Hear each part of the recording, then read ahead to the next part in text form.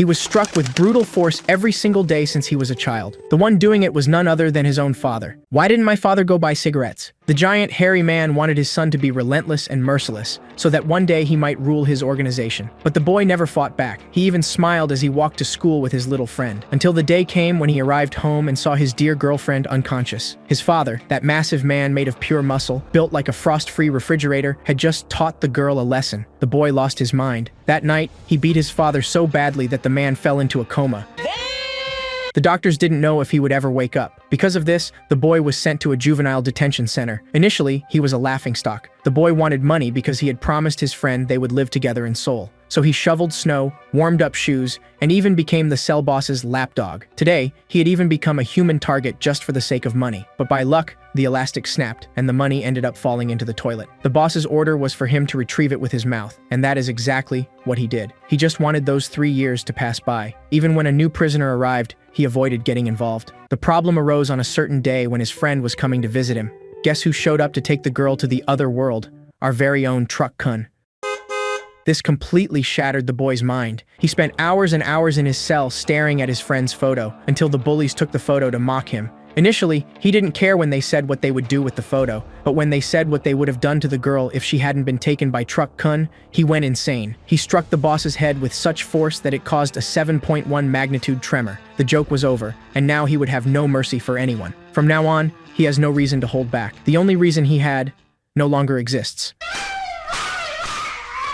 When the guards entered the room, they were horrified. Only he was left standing, and there was ketchup everywhere. If the new prisoner hadn't stopped him at that moment, solitary confinement would have been the least of his problems. A week had passed, and he was out for recreation. One of the bullies who wanted to be the new leader came to bother him. The protagonist didn't care at first. He even took a beating without fighting back. But when the man revealed a tattoo similar to the one his father had and started talking about his friend's accident, his patience ran out. He quickly immobilized the guy. And this tattooed arm? I don't think you'll be needing it anymore. Everyone was stunned by Ju Young. He had just come out of solitary. And now he was already destroying someone else in front of everyone without a hint of remorse? Meanwhile, we see the silhouette of a man in a higher part of the prison, wondering what the commotion down below is about. Another man responds that there were quite a few energetic kids down there, while enjoying his tea and expressing happiness that the man was in good health. We then discover that this man is the prison director, Kwon Chang-suk, who speaks to the person in a very friendly tone. The silhouette belongs to a man who had just been discharged from the hospital, and the director says that if he needs anything, he will help in any way he can, asking what the reason for his visit is. We see all the prisoners returning to their dormitories, and Mae Gyeom starts writing something in his notebook again. He was clearly beginning to feel afraid of Ju Young, noting that he was sharing a cell with a completely lunatic guy. He had seen everything the boy had done so far and knew better than anyone what he was capable of when he was angry. At that moment, a guard arrives at the cell and calls out Ju Young's name, telling him that he has a visitor waiting for him. He leaves his cell handcuffed, accompanying the guard while wondering who could be visiting him. It couldn't be his mother, as she had abandoned him when he was younger, and all his relatives were avoiding him because of the situation he was in. Without realizing it, instead of heading to the visiting room, he was escorted to another location, which turned out to be a director's office. It clearly didn't seem like a normal situation, raising even more doubts in his mind. But as the door opened, and he saw the mysterious man seen earlier, he began to understand the situation better. The man began to speak to him, expressing happiness at seeing his son full of life. Ju Young, in disbelief at seeing his father there talking normally, just stared at him speechless. For the first time, we see the face of his father, named Cha Gangreon, who has a scar across his left eye and a visible dragon tattoo. The director stands next to the boy, saying that he seemed quite surprised by the situation. He explains that his father had miraculously woken up recently, being healthy again, as if it were a divine blessing. Recalling what the doctor had said, Ju Young seemed unable to believe his eyes, wondering why all of this was happening. But his father interrupts his thoughts, beginning to say something that seems like a confession. Despite having been the right-hand man of a criminal organization throughout his life, the person who nearly ended his story wasn't any of his enemies, nor was it the police, but his own son. He recounts that when he opened his eyes and realized he was in the hospital, he felt immense sadness toward the boy. And as a father, he wanted very much to see his son again, saying that he loved him and that there was nothing in the world he wouldn't do for Ju Young. With tears streaming down his face, he also explains that he had no choice but to do what he did. This statement confuses Ju Young, who tries to understand what his father is saying with this entire speech, and Gangreon reveals that the man who had ended his friend's life that day was actually him. As Gangreon continued his story, he recounted that after she was hit by the car, Diane was still breathing but couldn't move due to the impact. She pleaded for help from a man who was nearby watching her, but when he realized who she was, his eyes widened in shock. This prompted Gangreon to ask the girl if she had seen a ghost. Even in her injured state, the man confronted her about what she had said to him years ago in his house before he went into a coma. He told her that his next action was an example of the sacrifices parents make for their children. And without any empathy for the girl, he said, "But come to think of it, maybe this girl doesn't understand my reasons. After all, she's someone who didn't even have parents to begin with." Returning to the present in the prison, Gangryong with a certain pride said he had thought his son was just a pathetic person who endured everything silently. But on that day, it was the first time he saw the boy truly act, with the girl being his trigger to explode in anger. And because of that, he decided to end her life. The man had come back from far away just to take her life, claiming it was all for his son's sake, as if it made any sense in his twisted mind. The director then noticed something unusual when, without saying a word, Ju-young charged at his father with the right hook. But before he could land the punch, the guards shot him with a few tasers. They began trying to restrain the boy against his will, who fell to the ground due to the shock, struggling to stay conscious. Looking down at Ju-young on the floor, Gangryong asked if he wanted revenge against his own father. And even without getting a response, he told his son the only way to achieve that. Some members of his gang were in that reformatory, but they were just rookies who had barely earned their tattoos. However, some of them would undoubtedly become key figures in the organization in the future. To reach his father, Ju-young needed to prove himself the best, take control, rise through the ranks, and earn recognition in that place. Until he was capable of defeating him and surpassing him as second in command, he would need to prepare to face the Celestial Dragon organization. His reward would be achieving something even Gangryong had never done, and if he succeeded, his life would be complete. In a parting tone, he asked the director to take care of his son, who assured him not to worry. But to everyone's surprise, Ju-young, even with electric currents running through his body, got up and advanced toward his father. He told Gangryong to stop spouting nonsense because the time for his revenge wasn't in the future, it was right now. With a leap towards Gangryong, he tried to attack him from behind, but a figure appeared behind him, preventing the boy from advancing. The man immobilized Ju-young by forcing his head down to the ground. The man protecting Gangryong apologized to the boy, whom he called Young Master, but said it was his duty to serve his boss's orders. Even immobilized, Ju-young continued trying to advance towards his father, but achieving his revenge there didn't seem possible anymore. His father asked him to open his eyes and observe the situation so that he could better understand that you would never be able to reach him. Surrounded by dozens of people, his father seemed untouchable, and reckless actions would only make things worse for the boy. The only way to truly get revenge on his father was to take complete control of the prison, something his father said with a smile, waiting for the day to come, before turning his back and leaving. Ju-young then finally accepted what he needed to do, and as all the henchmen left, we see him trembling, supporting himself on the ground. Some time passed, and life in the detention center continued, showing us the woodworking room. Meg-yeom was seen hammering some nails quickly, reaching his daily quota and earning a break. Seeing his skill with the tool, the prisoners remarked that the boy was indeed very good with a hammer, and that maybe he had used one to kill the bullies who tormented him at school. But looking at Meg-yeom, they didn't feel like he was a killer, just another loser. At that moment, a new person arrived, bringing some tools to the workshop. One of the men asked him to take the tools to the shelf, and as he approached the spot, he came face to face with Meg-yeom. The two turned to look at each other, locking eyes for a brief moment. The boy dropped the tools he was carrying, and a nail fell right at Meg-yeom's feet. Meg-yeom stares at the nail on the floor for a few moments as if it triggers a memory. A new character named Yoon Gunmin appears, striking up a conversation with the killer, calling him by name as if they were old acquaintances. We learn that these two actually knew each other from attending elementary school together many years ago. Gunmin mentions that he had seen Meg-yeom on the news and was surprised to have run into him in a place like prison. Seizing the opportunity, he brings up a question that's been on his mind, asking Meg-yeom if he really had taken the lives of 7 students all by himself as reported in the newspapers. Because Meg-yeom had been such an exemplary student when he was younger, Gunmin couldn't imagine him doing something like that. At this moment, Meg-yeom begins to grip the tool in his hand with all his strength, as if he's uncomfortable with the conversation. But luckily for him, a guard interrupts them, telling Gunmin to get back to work and stop all the idle chatter. Gunmin bids Meg-yeom farewell as he returns to his workbench, while Meg-yeom continues to stare at the nails on the table in front of him. The killer had been gripping the hammer and a nail so tightly during the conversation that he hadn't even realized his hand was bleeding. Back in his cell, we see Ju-young sitting on the floor, deep in thought. He was remembering what his father had said to him, determined to hunt down the man who called him son. But he still didn't know how he was going to do it. One of the other prisoners in the cell complains about being starving, disappointed by the prison's all-vegetable menu.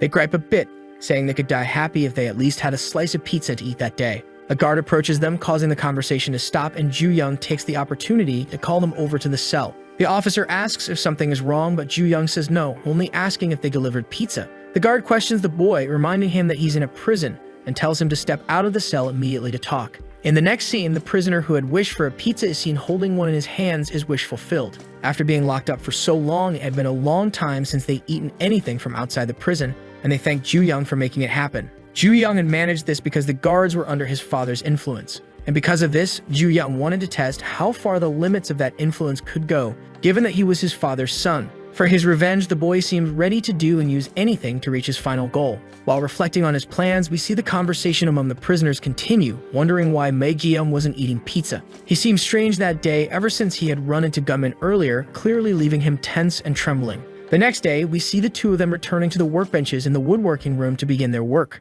Gutman, once again carrying tools to the area, drops them again as if he's doing it on purpose. In doing so, he lets several nails fall near Mae-gyeom as if he's trying to provoke him in some way. He then apologizes, giving Mae-gyeom a sinister look and a smile, clearly getting under Mae-gyeom's skin. Some of Gunman's friends appear, watching the boy and asking him some questions. Gunman had said that the person who had killed 7 students was his subordinate, but seeing the two stare each other down, they wondered if Gunman might be lying. But to prove he was telling the truth, Gunman tells the prisoners that Mae-gyeom had been sucking up to him since they were just kids. He asks if Mae-gyeom remembers the good times they had together, as he approaches him and grabs him by the head. Pressing Mae-gyeom's head towards a nail on his workbench, he begins to recall the time they spent together in elementary school. Gunman seemed to torment Mae-gyeom daily for his own amusement. We see a flashback of Mae-gyeom trapped behind a wooden door with several nails sticking out of it. Gunman seemed to take pleasure in torturing the boy by hammering those nails on the other side of the door to frighten him. Back in the woodworking room, Mae-gyeom is trembling as he remembers those terrible moments from his childhood, with a nail now dangerously close to his left eye. A few moments before Ju-young goes to find his cellmate, we see a conversation happening in the prison. The prisoners are wondering where Mae-gyeom is, saying they haven't seen him. One of them mentions that he was suddenly called to the woodworking room to help with cleaning, which piques Ju-young's interest. Ju-young rises to his feet, asking the others if they were really planning to clean the woodworking room at that hour. He then speaks again to the guards stationed outside the cell. His cellmates perk up, thinking he's about to request something similar to the pizza he got them last time, but Ju-young simply asks the guard to open the door for him. The scene shifts back to the fight in the woodworking room, where 2 of the 4 prisoners from Gunman's group are already unconscious on the floor. The tallest and strongest member of the group asks Ju-young if that's his name, indicating that he's already familiar with the protagonist due to his reputation in the prison. Gunman interrupts before Ju-young can respond, saying that he's starting to understand the situation more clearly now. He asks Ju-young if he and Mae-gyeom are close friends, expressing envy for Mae-gyeom having such a reliable person by his side. Gunman's friend mentions that he likes Ju-young's loyalty, and while preparing a punch with his right hand, he asks if Ju-young wants to be his friend too. Ju-young, using the momentum from the floor, lunges at the prisoner, grabbing him by the collar and effortlessly taking down the giant with a leg sweep using his right leg and the weight of his opponent. He slams the man's head into the ground and with a look of superiority says that he'd rather die than be friends with someone like him. Apparently finishing off the third man, Ju-young turns to Gunman, calling him Blondie. He asks Gunman why he went so far with Mae-gyeom, pushing him past his limits. But Gunman, unfazed, asks if Ju-young is messing with him. Seizing this opportunity to talk, Gunman begins to explain his reasons to Ju-young, trying to justify his anger by sharing some details, capturing Ju-young's attention. But while he talks, his other friend, the previously knocked down giant, gets up behind Ju-young. Surprised by the towering figure now back on his feet and preparing a chokehold, Ju-young realizes that Gunman's words were just a distraction. The giant wraps his right arm around Ju-young's neck, applying pressure, leaving Ju-young with few options to fight back. In desperation, Ju-young decides to break the man's finger to free himself. But before he can act, Gunman suddenly stabs him in the stomach, causing Ju-young unbearable pain and making it hard for him to breathe.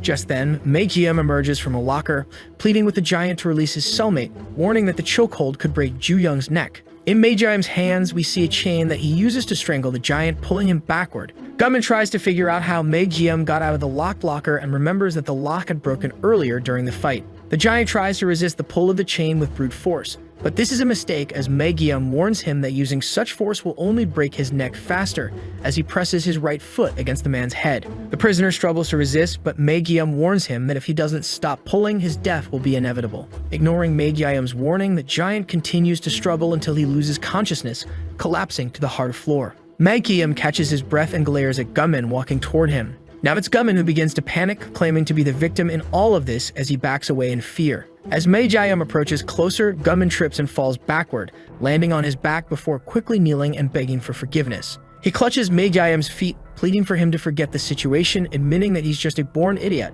exactly as Mae-gyeom always thought. But Mae-gyeom surprises Gunman by saying that he never actually thought that way about him. Even though Gunman had ruined his life, Mae-gyeom explains that killing him wouldn't erase the past events. He confesses that he had considered what to do with Gunman, but looking at him now, he realizes he doesn't hate the boy as much as he thought, since they were friends once. Gunman starts to think Megiyum is being foolish and naive, but before he can finish his thought, Ju Young delivers a powerful kick to his head. Gunman is sent flying several meters forward from the impact of the kick. Holding the wound that Gunman inflicted on his stomach, Ju Young says the debt is now settled. Some time passes after the fight in the woodworking room, and we see the two back together in the prison dormitory, where Ju Young asks Megiyum if he's an idiot. Megiyum doesn't understand why he's being insulted, so Ju Young explains, how can a killer who took out 7 people be afraid of a chicken like Gunman? Megiyum tries to explain that it wasn't fear, but Ju Young seems to understand him better now. Even though he didn't fully grasp the issue between the two, Ju Young realizes that Megiyum doesn't see him as an enemy. Megiyum smiles and answers his question affirmatively.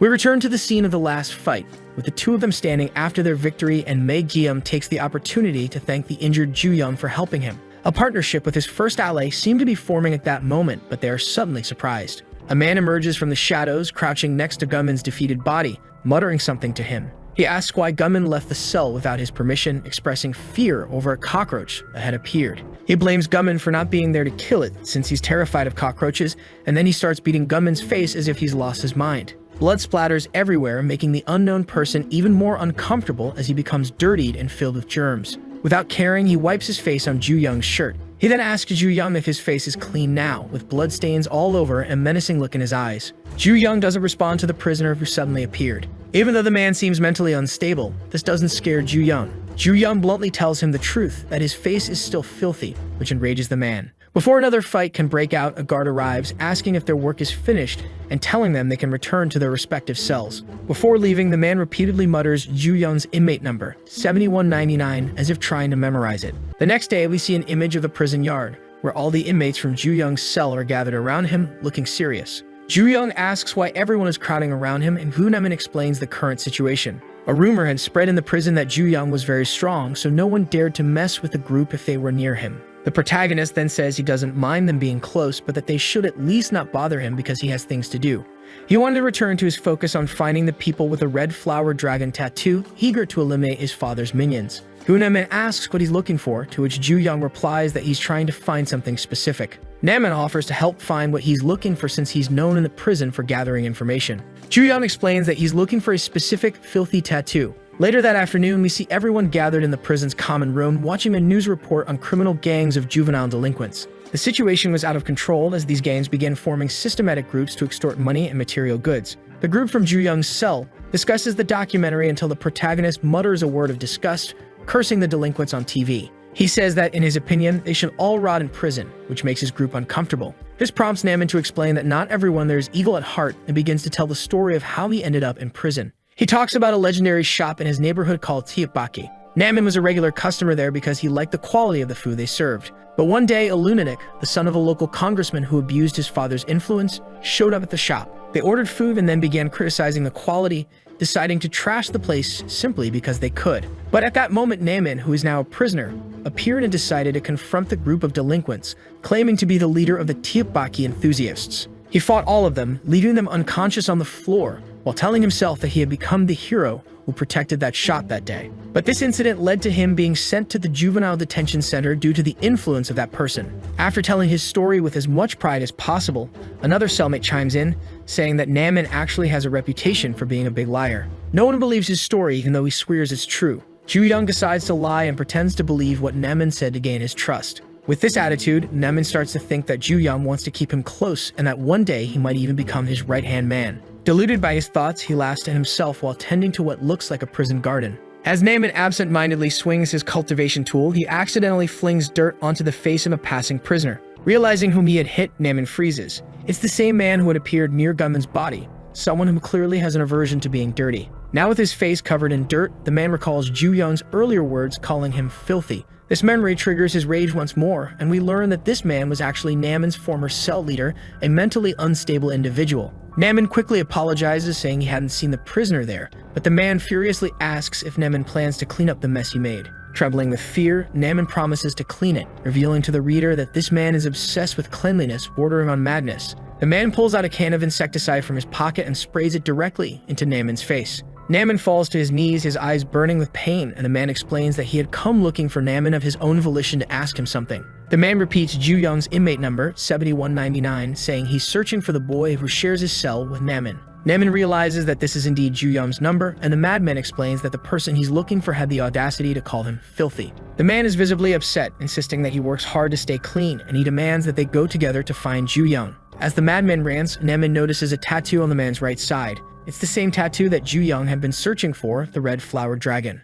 The scene cuts to another location showing Ju Young working out in his cell. Unsuccessful in his search, Ju Young is seen doing one-armed push-ups, his mind solely focused on finding those with the dragon tattoo. Just then, Namin appears beside him, interrupting his alone time and trying to strike up a conversation. Before Ju Young can respond, Namin suspiciously offers him a juice out of nowhere. Ju Young accepts the juice but senses something is off. He asks Namin where he got the insecticide. We then flash back to Namin's past, showing him in a cell holding another prisoner, who has a funnel forced into his mouth. Namin's former cell leader, the same madman, is seen in a frenzy, screaming that the cellmate's filthy mouth had made him dirty. Holding a bottle of bleach, the madman approaches the restrained prisoner, preparing to pour the liquid down the funnel, claiming he's just cleaning him. As he does so, the prisoner passes out, but instead of being concerned about the unconscious body, the madman becomes even more frantic over the mess on the floor. Namin's former cell was a living hell ruled by a truly uncontrollable demon. Back in the present, Ju Young continues questioning Namin about the insecticide. Namin lies again, but his cellmates, knowing his reputation as a liar, become increasingly suspicious and press him with more questions. Realizing that poisoning the cell leader would cause him serious trouble, Namin begins to worry. But to everyone's surprise, Ju Young grabs the drink and downs it in one go, casually commenting that the juice was delicious and thanking Namin. Ju Young then informs everyone that there would be a group cleaning session the next day, asking them to prepare, completely ignoring the previous topic. From Ju Young's perspective, this was a test to see if Namin would actually follow through with offering him the drink. As the day goes by, we see Ju Young at night, sketching the dragon tattoo he's searching for in a notebook. Namin seizes this opportunity and approaches him, asking what he's drawing, try and get even closer to him. Ju Young explains everything and Namin starts plotting how to poison Ju Young for real without arousing suspicion. After finishing his explanation, Ju Young asks if Namin has any questions, to which Namin responds by asking why Ju Young trusts him. He tells Ju Young that he should normally doubt people like him because trusting others recklessly will only cause problems. Realizing what he said, Namin begins to question why he spoke out like that, as if he couldn't control his own words. But calmly, Ju Young replies, saying that someone capable of deceiving others is actually quite smart, and a smart person like that wouldn't become his enemy with such stupid lies. Ju Young then stands up, telling Namin that he's going to turn off the lights and that it's time to sleep. The following day, two guards are seen discussing an upcoming routine inspection by the Ministry of Justice. They order the prisoners to clean everything as thoroughly as possible before the visit. Prisoners can be seen in the corridors with brooms, scrubbing the floors and cleaning their cells. Not long after, Namin's former cell leader confronts him, demanding that he disinfect Ju Young with the insecticide, reminding him of the promise he made. With a sinister look, he asks if Namin is backing out, but instead of answering directly, Namin lies, saying that Ju Young felt very guilty about the incident. He tries to avoid confrontation by spinning more lies, but the madman, aware of Namin's reputation, isn't fooled. He decides to punish Namin for his dishonesty by punching him in the stomach. The crazed man, now completely hysterical, keeps repeating Ju Young's inmate number, saying he can't forgive him. As he continues to assault Namin, he forces his head into the urinal, pressing it down with his foot, determined to disinfect both Namin and Ju Young himself. He opens a bottle of bleach and flushes the urinal, attempting to drown him in. Just before Namin loses consciousness, Ju Young arrives, confronting the madman. The madman turns to face Ju Young and hears the boy calling him filthy and dirty. Namin, half-drowned and struggling to breathe, looks at his cell leader, asking why it took him so long to show up, implying that this was all part of a trap. During the earlier cleaning, Namin had confided in Ju Young that someone had threatened him, demanding that he poison Ju Young with insecticide. But being born into this world as a man, Namin confessed that he couldn't betray a friend, refusing to give in to such threats. Namin had emptied the insecticide bottle and tossed it away, knowing that he would face the consequences of his actions sooner or later. He also revealed that one of the people with the dragon tattoo Ju Young was looking for was the very person who had threatened him. Back in the present, as the confrontation in the bathroom intensifies, Ju Young smears something on his hand. He casually walks up to the madman and wipes his hand on the man's clothes, which instantly enrages him. The madman starts hurling threats at Ju Young, but Ju Young ignores him, grabbing the man by his shirt and slamming him hard onto the floor. Ju Young then asks if he was the one who threatened his cellmate, saying that he would kill him. Seeing the dragon tattoo, Ju Young feels a twisted sense of joy. as he now has a reason to beat the man without feeling guilty. The story reveals that there once was a promising martial arts star known for his signature move, grabbing an opponent by the abdomen and squeezing. The move seemed unbeatable, but its secret lay in trapping the opponent's hands, preventing them from tapping out in the fight. However, after one particular day, this move was never used again because an opponent vomited all over the fighter during the hold. The promising star, who was known for playing dirty, developed a terrible psychological weakness called misophobia, the fear of germs. Returning to the bathroom fight, Ju Young continues to confront his opponent, demanding information about the celestial dragon. But the madman can only think about the germs on the bathroom floor, screaming that his skin is rotting because of it. He furiously tries to attack Ju Young, but Ju Young easily counters his moves. The madman repeats Ju Young's inmate number again, vowing to kill him. But Ju Young tells him that he doesn't understand the situation. He wets his hand with the liquid from the bathroom floor and tries to force the fighter to open his mouth, pushing his filthy hand near the man's face. We see a flashback of the fighter, showing him as a young man who already had some compulsions about cleanliness,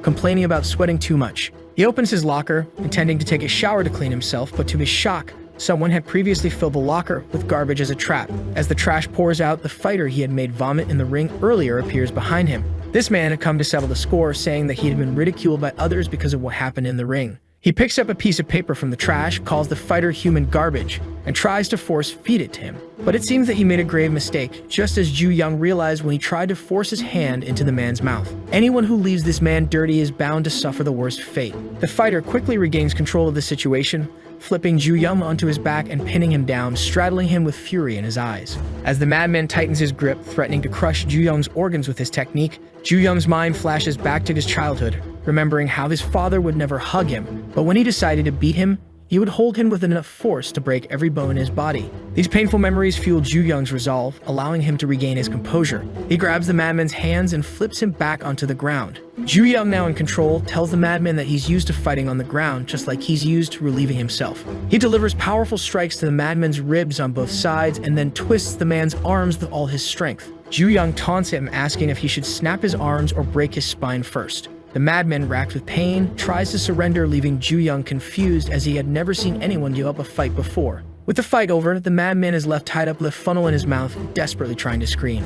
Namin informs Ju Young that the madman is still trying to resist. The two question how someone so much like them could be so difficult to understand. With their current strategy failing, Namin suggests they have no choice but to urinate into the funnel in the madman's mouth. Ju Young prepares to do so, complaining that out of all the possible methods, this one is the most shocking. The madman thrashes on the floor as Namin tries to force him to drink lemon juice through the funnel. Ju Young wonders aloud what it would taste like, which finally makes the madman stop resisting. Ju Young then re-asks his questions about the Celestial Dragon Organization, demanding to know everything the madman can tell him. The madman starts to talk, recounting the moment he got his tattoo from a woman. As she worked, she spoke of how such a large organization as the Red Flower Dragon would accept someone like him. The woman, dressed in black with long hair, explained that while the dragon represented strength and power, the flowers symbolized life and vitality. She informed him that the organization sought seeds that would grow into the next generation, people like him. But no matter how beautifully a flower blooms, it would eventually wither and fall to the ground dead.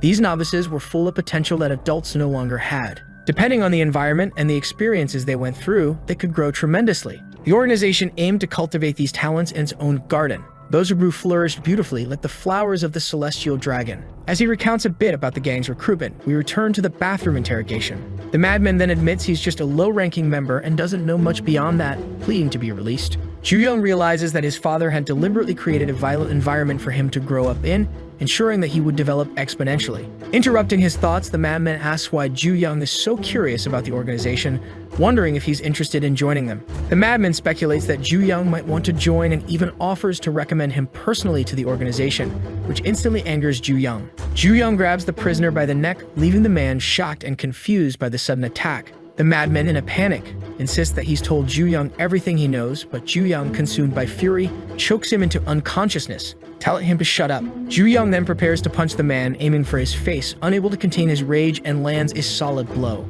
A short while later, we see the prisoners cleaning the bathroom again, with Ju Young complaining about a stubborn stain on the floor. He considers fetching some bleach, but Gunamin appears with a bottle in hand, offering it to Ju Young, who questions if Namin has lost his mind. Namin ignores the question, and Ju Young thanks him, commenting that now that they've dealt with Tak, he can finally sleep in peace. Ju Young corrects him, saying that Tak is still alive, and takes the opportunity to ask Namin about being tortured with bleach in his old cell. Typically, people who ingest bleach through a funnel don't survive, yet Namin is standing there perfectly fine. Namin explains that people who suffer such an attack usually foam at the mouth due to the substance. But when it was his turn to suffer at the hands of his former cell leader, he had swapped the bleach for soapy water. Namin, recalling the past, admits that nothing actually happened to him because he had fabricated the entire story to report to the guards and arrange for a cell transfer, preparing everything in advance. He remembers the rage the madman felt when he discovered the deception, calling it terrifying. Ju-young, uninterested in thanks, tells Namin that he doesn't need to be grateful because he already helped him find someone with the organization's tattoo. Continuing the conversation, Namin asks why Ju-young is hunting down such a frightening gang. Ju-young replies that he plans to kill every one of them. He explains that he's already taken down 2 members and is close to finding the rest. Namin then mentions that there are many people in the prison with tattoos. The two start discussing whether the members might share a common trait, trying to piece together clues. They begin to realize that all the members they've encountered so far were also cell leaders. Ju-young recalls that there's a scheduled meeting for all cell leaders in a few days, an event called the One-Day Assembly. Namin, surprised that Ju-young is unaware, explains the details. Once every quarter, the cell leaders gather in a room to strengthen alliances, officially recognized as a legitimate event by the prison administration. But in reality, the meeting is a front for discussing what can happen in the prison, an illegal cartel of sorts where all kinds of illicit deals are made. Namin warns Ju-young that if he plans to attend, where all his potential enemies will be gathered, he must be extremely cautious. He reminds Ju-young of something he seems to have forgotten. Juvenile criminals from all over the country are specifically brought to this prison. Among them is one individual who is more dangerous than all the others. Without revealing the name, Namin advises Ju-young not to draw too much attention to himself. As Namin finishes talking, we see a shovel placed at the entrance of the room where the meeting will soon take place. With the highly anticipated day of the meeting arriving, everyone begins to gather in the designated room, and we see some members of the Celestial Dragon organization. They discuss how several members have been defeated, attributing it to someone named Ju-young. The story introduces several characters panel by panel without revealing their names until someone interrupts by opening the door. A person enters, grabs the shovel seen earlier at the entrance, holding it in their left hand. The newcomer asks if it was really so easy to find all of them. Breaking the shovel in half with his bare hands, he complains about all the trouble he went through to find them, now ready to start a fight. He surveys the room, deciding to attack one of the organization's members, asking why this seedling of a man was even there. He points the broken end of the shovel handle at the man's neck. In the detention center's yard, we see some prisoners working with shovels, including Ju-young and his cellmates Mae-gyeom and Namin. Moments before the leaders' meeting begins, they discuss the matter while working. Namin asks Mae-gyeom to say a few encouraging words to their leader, even though Mae-gyeom has no idea what the leaders' meeting is about. Ju-young explains that it's a meeting point in the prison for criminals approved directly by the warden. It's known for illegal negotiations and information exchanges. Mae-gyeom, following Namin's request, wishes Ju-young a good meeting in the most generic way possible, which irritates Namin. Namin corrects him, adding be careful before a good meeting, showing a small moment of camaraderie between them. Namin once again warns Ju-young not to cause trouble in the meeting to avoid drawing the attention of everyone in a room with no way out. Returning to the scene of the meeting and Ju-young's advance, Ju-young locks eyes with the gang member, threatening to drive the broken handle into his neck, declaring that he will destroy all the seedlings of the organization. His opponent, instead of defending himself, chooses not to retaliate even at the risk of his life being taken by Ju-young. Ju-young demands that he fight back and tries to provoke him, but the man refuses and thanks him, showing no fear of the situation. This confuses Ju-young, and the man explains that a cell leader can use violence under the pretext of maintaining order. He tells Ju-young that he seems to be behaving this way because of that rule, but he has missed the most important part of it. He explains that in the recent fights Ju-young had with the 3 defeated cell leaders, he likely had justifiable reasons for his actions, and this concept is usually referred to by the organization as justification. The man finally explains that engaging in a fight with Ju-young without any benefit or reason for himself wouldn't be worth the effort to respond in the way Ju-young wanted. However, he warns that if Ju-young insists on fighting and disrupting the order of the prison, the other cell leaders surrounding them wouldn't let him escape alive. With a smile on his face, he asks if, knowing all this, Ju-young is still willing to stab him. This makes Ju-young reconsider his initial strategy. Even though it was reckless, confirming the information he had heard now seemed like a good idea. The man stands up, his hands still in his pockets, and asks if Ju-young is finished with that clumsy charade. He states that Ju-young never truly intended to kill him, as if he's been inside Ju-young's mind, knowing everything he planned to do. Turning his back to Ju-young, he deduces from his actions that the boy seems hostile towards the Celestial Dragon. He then asks if Ju-young really doesn't know his proper place, calling him pathetic. After Ju-young's tense entrance, the meeting finally begins with the prisoner announcing it, lamenting the absence of a few individuals.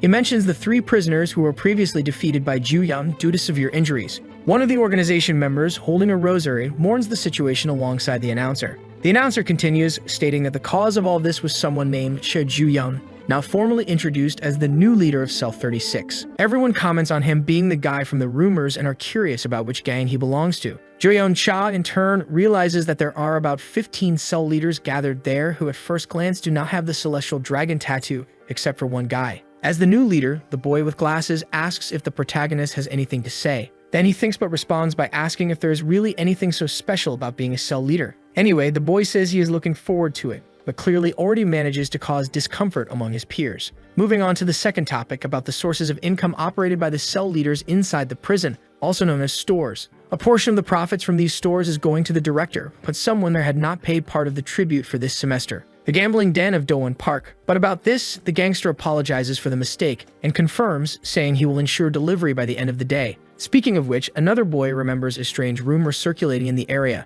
This rumor said that all high-stakes gambling games in the den, which were supposed to be based on trust, were actually a big fraud. Doan Park replied that he would never do that, since everyone knew what happened to those who got caught. And to solidify his trust, if they discovered that there was fraud in his den, the gangster allowed anyone there to feel free to end him. So the meeting continued with topics like the distribution of cigarettes and night fell. In a mechanic's shop, someone starts to speak louder, pleading please. He asks them to stop, saying he has already suffered enough. He begs them not to continue with this, completely desperate. Then the young man was betting and had just lost to someone with a terrible hand. If he continued, he would surely hit rock bottom, but anyway, this is the betting den. The place is also a workshop that serves as a vocational training center, and Yahello welcomes new clients. There the games are said to be simpler than in a conventional casino. As each table has a different type of game, he recommends the dice game to start and claims it will be a lot of fun. Then the client behind asks if it's true and if he should only play one round, thinking that stalling will ruin the fun. Doan Park had said before that he would be the only one to get hurt if they tried to take him down without justification. But that also meant that in the opposite case, having a proved justification in hand, everything would be different. So whether by beating him up or cutting off the gangster's lifeline, the protagonist crushes the die on the floor, thinking he will be able to do whatever he wants. Yahello becomes desperate, but the protagonist just asks him to take a look, especially since there was a magnet inside that die, which proved the rumor about fraud happening in the casino. A juvenile detention center operates with the goal of rehabilitating young offenders under strict management and supervision. At least that's what everyone outside knows. Kwon Chang-seok, who is the 26th director of the Juvenile Detention Center after having worked there, turned the place into a den of crime. Inside the prison, there are sources of profit mainly operated by inmates in leadership positions, commonly referred to as stores. Some of the profits from these operations are given to the director, and in return, what remains for the inmate leaders are benefits and freedoms that common prisoners could never dream of. Indeed, no one would imagine that a criminal cartel was being created inside a juvenile detention center. But this is one of those stores named Betting Den, led by Doan Park. Inside this store, a man feels his heart race and no longer knows what to do because all his money is gone. So desperate, all the young man can do is bet one more round to try to win. But before that, Doan Park appears and says he has a way. That way is him lending money to the boy, obviously with a signed document from him as collateral. Right away, that young man told the boss to go to hell and not to mess with him. But instead of denying, he accepted, only questioning why Doan Park hadn't said so before like a true addict. Back to the present situation, the issue of the magnet inside the die was brought up by the protagonist. And if this is really true, it was a clear indication of fraud in the casino. Yahello starts to sweat cold, trying to understand what is happening. Then Namingu picks up the die again and tells everyone that this is manipulation of the results. A commotion begins when everyone starts to question the matter, but the protagonist asks if he is wrong. In this context, it becomes clear that the assistant manipulates the die with the magnet and then chooses which number will come up. However, Yahello simply responds to the accusations by saying they are wrong. Calmly, he explains that that ball, confused with a magnet, is used to stabilize the center of gravity of the die. It's basically a weight, and having a real magnet in hand, the young man offers to let the protagonist test it. And as he said, if it were really a magnet, that little foot wouldn't have fallen to the ground. But yes, it would have stuck like other metal objects he placed to exemplify. With an explanation like that, all those who were questioning start to mock the hero. Then with a smile on his face, Yahello just offers one more round to the boy. And Doan Park, who is passing by, starts to pay more attention to the new client who is trying to expose him. After some time there, Yahello comments that it really was quite fast, because in just a few minutes, the protagonist had already lost everything. Joyeon doesn't even know what is happening because he is sure he has about a 50% chance of winning, and this makes him think he might just be unlucky. Yahello quickly asks if the boy has nothing else to bet, but the protagonist plays another one of his belongings, not caring that it is just a piece of paper. Suddenly, another person shouts that everything there is a big farce, And with a screwdriver in hand, he threatens the others, saying he's not stupid enough to be fooled. Obviously, the leader goes after him while the boy continues shouting for Muyo to return the money he lost. That's why Do-won Park holds his hand, remembering how happy he was while winning, and he slams his head against the wall, stating it's ironic that only when one loses do complaints arise. Do-won Park again asks if he has any evidence that there's a scam. The boy in turn tries to explain that the odds seem strange, but lacking any solid proof, Do-won Park warns that it will be problematic if he continues causing a ruckus, especially since this could affect other customers. Anyway, the gangster apologizes for what he did, saying it was only for security reasons, and then confidently he lets everyone continue enjoying their games, which again makes some prisoners agree with the den, calling anyone who questions a fool. After all, if he was angry about losing, he could resolve it by becoming better. Sometime later, in a private place, the main group gathers and Namingu asks how Juyeon did at the casino. Unfortunately, the hero reveals that all the money is gone and that, in the end, he couldn't find any evidence. However, he asks the same of his colleagues, and then the two start pulling something from inside their clothes. Namingu shows that they stole 2 cards, just as they had planned. The truth is that Juyeon had acted very well, drawing everyone's attention with that scandal, because it was only for that reason that they managed to steal the cards so easily from another table without a game. Namingu is very proud of his plan, unlike the hero who feels embarrassed. Anyway, if they are indeed cheating, they will be able to discover something with these cards, and Juyeon, even before checking, is sure that there must be something there. Sometime later, in that vocational training workshop, a loud noise is heard from the wheels of a speeding car, and beneath that car, the boy from before begs for forgiveness for his mistake. Do-won Park holds him there by the hair, asking once again if his den is a scam. People like him were the reason why baseless rumors spread. That's why, even with the boy shouting for the gangster not to cross the line, something quite problematic happens between the two there. After finishing that punishment, someone appears to talk to their leader. Yahello apologizes but mentions a client named Juyeon who caused a commotion at his table. However, unlike the other, he claims it wasn't the boy's fault and asks not to worry about it. On the contrary, he asks the boy to keep working hard for his gambling den. Do-won Park thinks the protagonist must have some reason to show hostility towards the group he belongs to. He really doesn't care about being attacked, but his priority is the well-being of the casino. So from his expression, it's clear that he will take other measures if disturbed. Back in the main group's room, Namingu is pleased to announce that he found something. Although his colleagues can't see it yet, he can see very well. He can see that the scam is right behind the card he stole. When he looks closely at the pattern of the circles, he notices 2 of them are different sizes. Therefore, it's clearly a marked card, which can be identified by looking at the back. And having something like that in hand means the protagonist has finally found the so-called justification. However, in that car workshop, Do-won Park was also preparing for the possibility of another disturbance as an excuse to deal with Juyeon. It's a day like any other. Inmate number 2658 from the Juvenile Detention Center, Kim Jong-soo, is released, and as soon as he steps out, he is surprised because a person he doesn't know yet appears to congratulate him. He brings tofu to celebrate and asks if the boy had fun inside. Then, since Kim Jong-soo doesn't understand, the man comments referring to the fun he had gambling inside. And as the young man continues to act as if he hadn't done anything, the gangster shoves that tofu down his throat. Some time ago, he was a boy who was deep into gambling and heard the boss's proposal about lending money with a small guarantee in return. That guarantee, however, was now firmly in the hands of the gangster in front of him, and it was a consent form for organ extraction signed by Kim Jong-soo. At 1.74 meters and weighing 64 kilograms and not drinking or smoking, the boy had a quite healthy appearance. And the best part is that his blood type was O, so they had been waiting for him for quite some time. Kim Jong-soo, who had just been released from prison, tried to argue, but he was simply thrown into the back of a van. Hours later, the gangster comments that these young people are full of life and therefore their organs are so fresh. Thanks to this, his business is growing so much that he even managed to get a new dental implant. All thanks to his dear Do-won Park, the organ trafficking agent who currently runs the gambling den. But changing the subject, the gangster asks how long his colleague intends to keep doing this. If he leaves any trace, someone could catch him, and since the director is extremely slippery, the blame will fall on Park. Still, even if he gets caught and the worst case scenario happens, he doesn't care. Because in his opinion, there is no problem in the world that money cannot solve. Back in the protagonist's cell, when they notice the marking on the letter, he realizes that the difference is so small that it makes sense no one has discovered it yet. Namingu asks if Mae-gyeom also thinks he is so amazing since even he is impressed with how good an investigator he is. Anyway, now our hero has obtained the sword that could cut off all his enemies, so he made it clear that, even that night, they would go to the gambling den to settle unfinished business. In the vocational training workshop, moments later, Juyeon-cha returns with his head held high. Jae-eun-ho is surprised that he is back, but had no idea about the plan. Going to the table, the hero asks if this is the place for the trump card and hears that it is. Then, in front of everyone, he sits down to expose how this place is manipulated. However, just as he was about to put his plan into action, Do-won Park appears and sits down too, saying he was waiting for him. Moreover, in a completely incomprehensible way, he offers to play around with him. Do-won Park comments that he is just curious to know why the protagonist is so obsessed with the celestial dragon. Jo-young-sha obviously does not share his personal matters with him. Then the head of the workshop asks if the boy will change his mind if he asks for it, if he wins. And understanding that it might not make much difference, Jo-young-sha agrees. Many people gather as the shop operator is personally involved in a round. And for something like this to happen, the boss kindly lets the protagonist choose the game. Since Jo-young-sha had already tried to play with dice, he tends to choose the trump card. However, Ji-Yunho suggests a game where beginners can do well, like a memory game,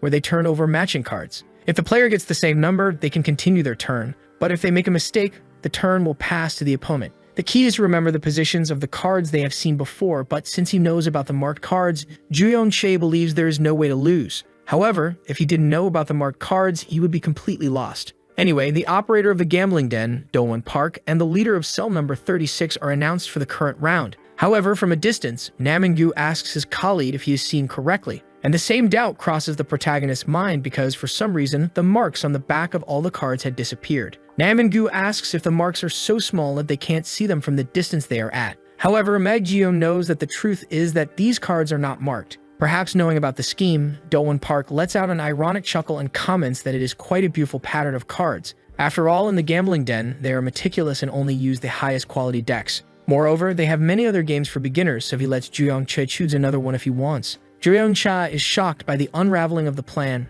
Apparently, Do-won already knew they had stolen the cards from the beginning. Anyway, they continue commenting that they can play other games like Catch the Thief. And after this hint, Nam-in-gu asks if the protagonist is ready because in that case, they will place the bets. Taking the lead in this stage, Do-won puts a huge amount of money on the table to start. Since he doesn't play much as he operates the place, he believes it's a way to have more fun. Still, the protagonist comments that he has no money at all. But as they were already expecting this, Nam-in-gu reminds him that it is still possible to play with collateral. And for that, all he needs to do is sign the organ extraction document, marking the part of the body with the value he wishes to bet. However, at first the protagonist cannot react at all. Not just him, but the other people start to get scared that something like this is happening there. Then, Do-won Park mocks asking if the boy is afraid to bet. Jayuma knows that there is definitely a scam going on in this game. And thank God they realized before betting, Nam-in-gu feels relieved to see that his colleague might back out. However, he notices that for some reason, everyone is starting to get scared. Jo-young-sha simply begins to sign that guarantee paper, even looking satisfied to be able to play by leaving this in exchange.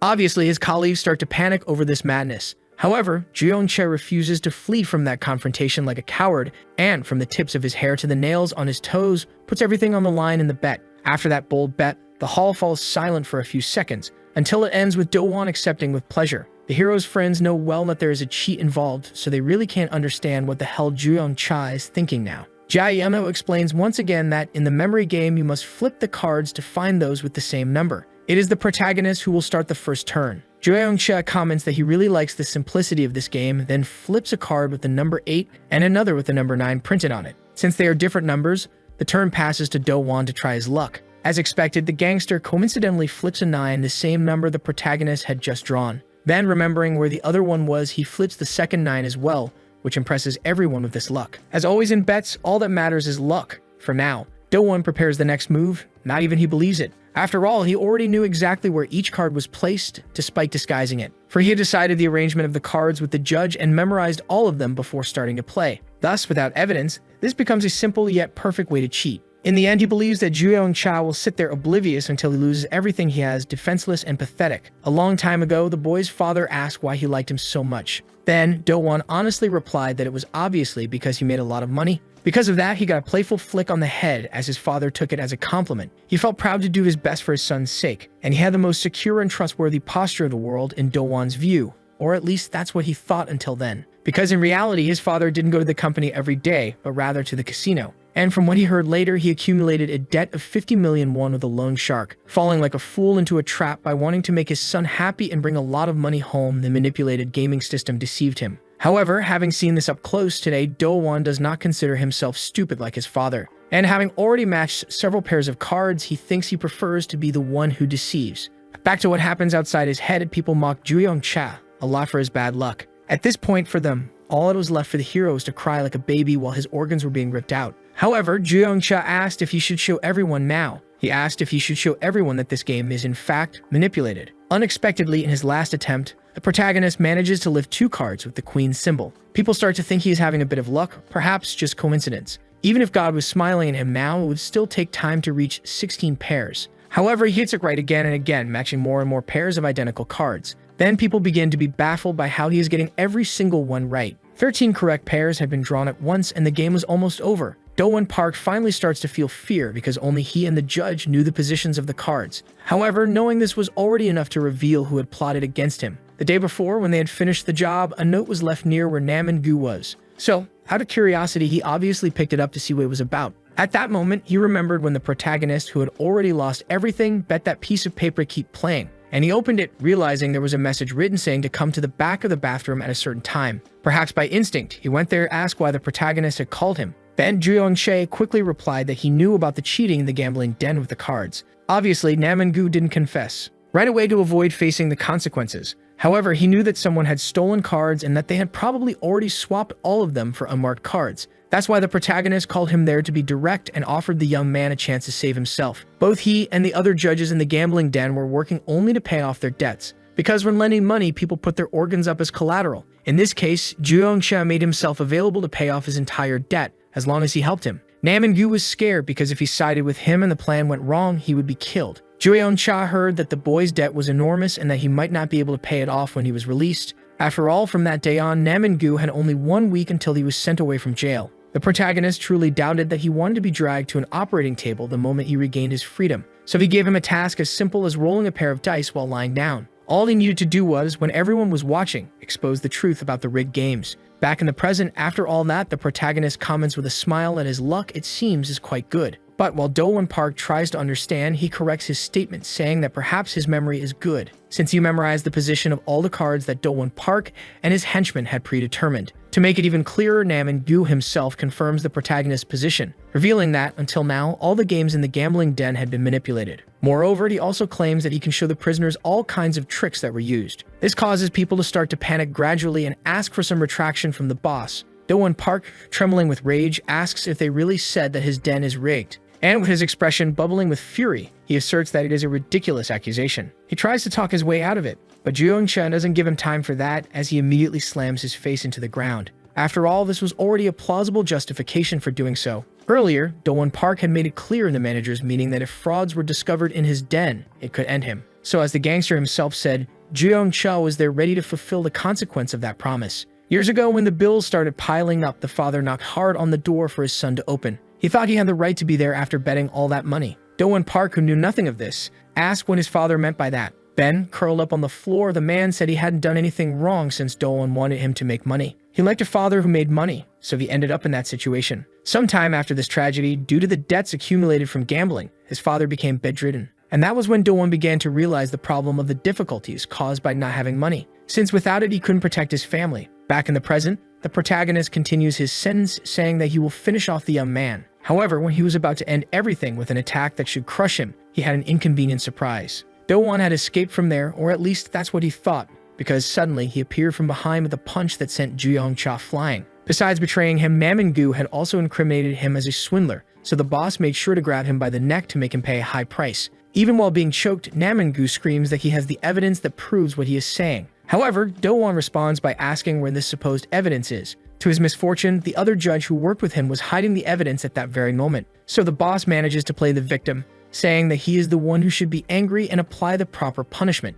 Do-won would never have imagined that one of his own would conspire with a stranger to pay off his debts. On the other hand, the protagonist moves quickly, and the whole situation only reinforces his idea since everything happened because of money. He throws Naman-gu on a Juyeong and with clenched fists states that he will not judge him. However, he also says he has no intention of forgiving him for what he did. Literally, all the prisoners in the den began to panic, and this time it is Do-won who believes that the protagonist has escaped, leaving his accomplice there alone. However, the hero responds from behind him that he would never do something like that and kicks him so hard that he travels the entire space. After all, Juyeong didn't come there with the intention of fleeing or letting anyone escape. Back in the past, on that bed, the boy's father unfortunately had still not regained consciousness. Then Do-won told the doctor that apparently it was gambling that left him like that. No matter how much resentment he felt, the boy knew that his father carried many responsibilities. In the end, that was when he realized that without money, he couldn't protect his family and decided to pay off the debts with the same means that caused them. That day, the man behind the trafficking schemes claimed that the decision wasn't entirely his father's, and he said that was why taking care of a child alone was so difficult. Still, since the father had managed to pay off the debts, the thug questioned why he was still there in front of him. He asked if it was something like a son's love that motivated him. However, Do-won responded by asking how much that love would pay him. In the end, since he couldn't protect his family, he chose to sell it. Back in the present, he also shouts that he never thought about fleeing this fight, at least not if he couldn't take all his money with him. Jo-young dodges an attack and questions why he keeps talking about money. The protagonist quickly realizes that fighting doesn't seem to be someone like Do-won's strong suit. After all, every blow he lands hits and makes the situation uglier. However, Do-won still responds before taking another punch, asking if fighting is really that important. Namin-gu shouts and tries to warn, but the protagonist receives a knee to the stomach that makes him spit everything out. As if that weren't enough, while the boy tries to recover, he also sends him crashing into objects with a powerful left hook. For Do-won, idiots like the protagonist are only good for working under his orders and receiving their pay. So he asks again, furious if fighting is really the most important thing. Jo-young-che ends the fight thrown against the windshield of one of the workshop's cars. Then people are disappointed that he acted tough and ended up like that. At this point, Namin-gu wanted to know what had happened to the boy. Do-won Park, for his part, apologized for the trouble he caused. But, as everyone could see, he said it was just an accident that had nothing to do with fraud in the den. He stated that they would soon reorganize things, but in the background, the hero spoke again. Jo-young-che said he was wrong to accuse the gangster of rigging the bets and confessed that, for some reason, there was no reason to eliminate him. Even if he regretted it now, Do-won said it wouldn't make a difference. However, the protagonist said he didn't need a reason since that was a place for games. Because of that, from now on, he proposed that the two play a game of hide and seek. But this game wouldn't be just any game, because if he didn't hide carefully enough for Jo-young not to be able to find the boss's head, when he went after it and found it, he would rip it off as his great reward. Do-won Park starts to get up, saying he can't believe it. There was a mess everywhere, and that place was full of everything he had ever achieved. Then the boss shouted once more that he would not flee with his tail between his legs. However, he wasn't so lucky on the first attempt, as he was caught off guard by Jo-young, who said he was about to turn everything to ashes. In any case, the protagonist comments that he hates this game of tag. That's why he suggests, under free and spontaneous pressure, that they play rolling the dice, with the number showing on the top face being 3. Jo-young starts hitting the gangster, saying that 3 hits are his reward. Do-won Park questions, furious, how a boy dares to try to take him down by forcing such a scheme. Unlike the protagonist, he claims he is not a reckless person who throws punches without thinking. Moreover, he says he has great ambitions, but right in front of him, the dice are rolled again. Then all that boasting is cut short by the worry he feels. Especially since, although Jo-young understands that the boss might really have big plans, unfortunately, he is out of luck, as the dice land on the face with 6 markings. Do-won Park screams, bubbling with rage for the boy to stop talking nonsense. However, the 6 blows are delivered just as agreed in the rules of the game, leaving the boss finished. In a tattoo parlor in the past, the tattoo artist was happy that the boy had gotten permission. At that time, tattoos of carp or monsters were popular among high school teenagers, so before lying down on the table, she asked what he would like to request. But without even thinking of any different option, he said he would like the dragon tattooed on her chest. The girl tried to play dumb, saying she was embarrassed by the stare. However, Do-won revealed that he knew she was a lookout for the celestial dragon, and that was precisely why he asked to be a part of it too. If he managed to gain the support of the celestial dragon to accelerate his plans, he would certainly bring in absurd amounts of money. The girl replied that she liked a man who risked his life more than his money. However, in this case, he stole her needle and said that for money, he could risk his life as many times as necessary, sticking it into his own neck. That was enough to convince the girl, so she asked what he wanted from them. And as his first request, he wanted to be sent to the juvenile prison where he is now. In the present, he screams for everyone to get out of his way. Do-won Park practically crawls on the ground, telling no one to dare block him. Although it is annoying, he understood that he would need to back off for now. However, all the evidence of fraud from the den had already been destroyed by his henchmen. Because of this, theoretically, the other cell bosses would come to his aid. At least that would happen if Jivyang-ma hadn't recovered the evidence of the fraud. Then, with a piece of wood, he sent the leader flying away. Some people ask who that guy is, since all of his stuff is on the ground.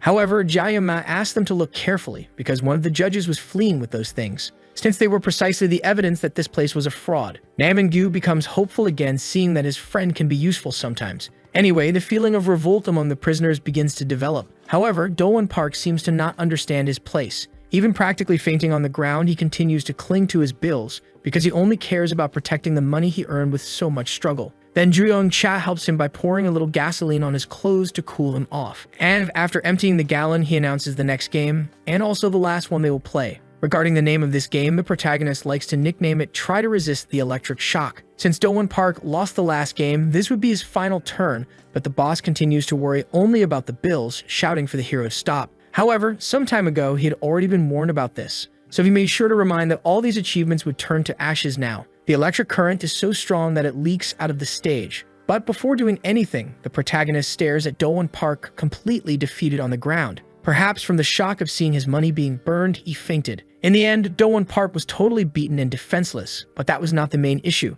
In fact, the main issue was to see which of the prisoners would take the opportunity to get the money back. And to make Do-won's bad luck worse, that white-haired guy from the meeting was witnessing everything. So since his assumption had finally been confirmed, he would make sure to take the leadership from the gangster. A year and 2 months later, prisoner number 7849 is released. Do-won Park leaves prison knowing he may have failed in his main mission. However, he leaves with a smile on his face because, thanks to this, he learned to plan something bigger for the next time he started over. As soon as he exits, however, that dealer comes to greet him, just like he did with the others. And he also brings some tofu's, boasting about being the one who takes care of him. Do-won Park apologizes for not being able to provide goods from inside the prison, but claims he will get back on his feet. Hearing this, the dealer agrees with the young man's idea. But before that, he reminds him that he had borrowed money for his previous plans. In the end, both knew well that he had no money now, but they were professionals. And as good professionals, they knew there could be another way to pay off this debt. Do-won Park, however, did not expect to be charged with such impatience. And to make matters worse, the dealer calculated the interest from that time until now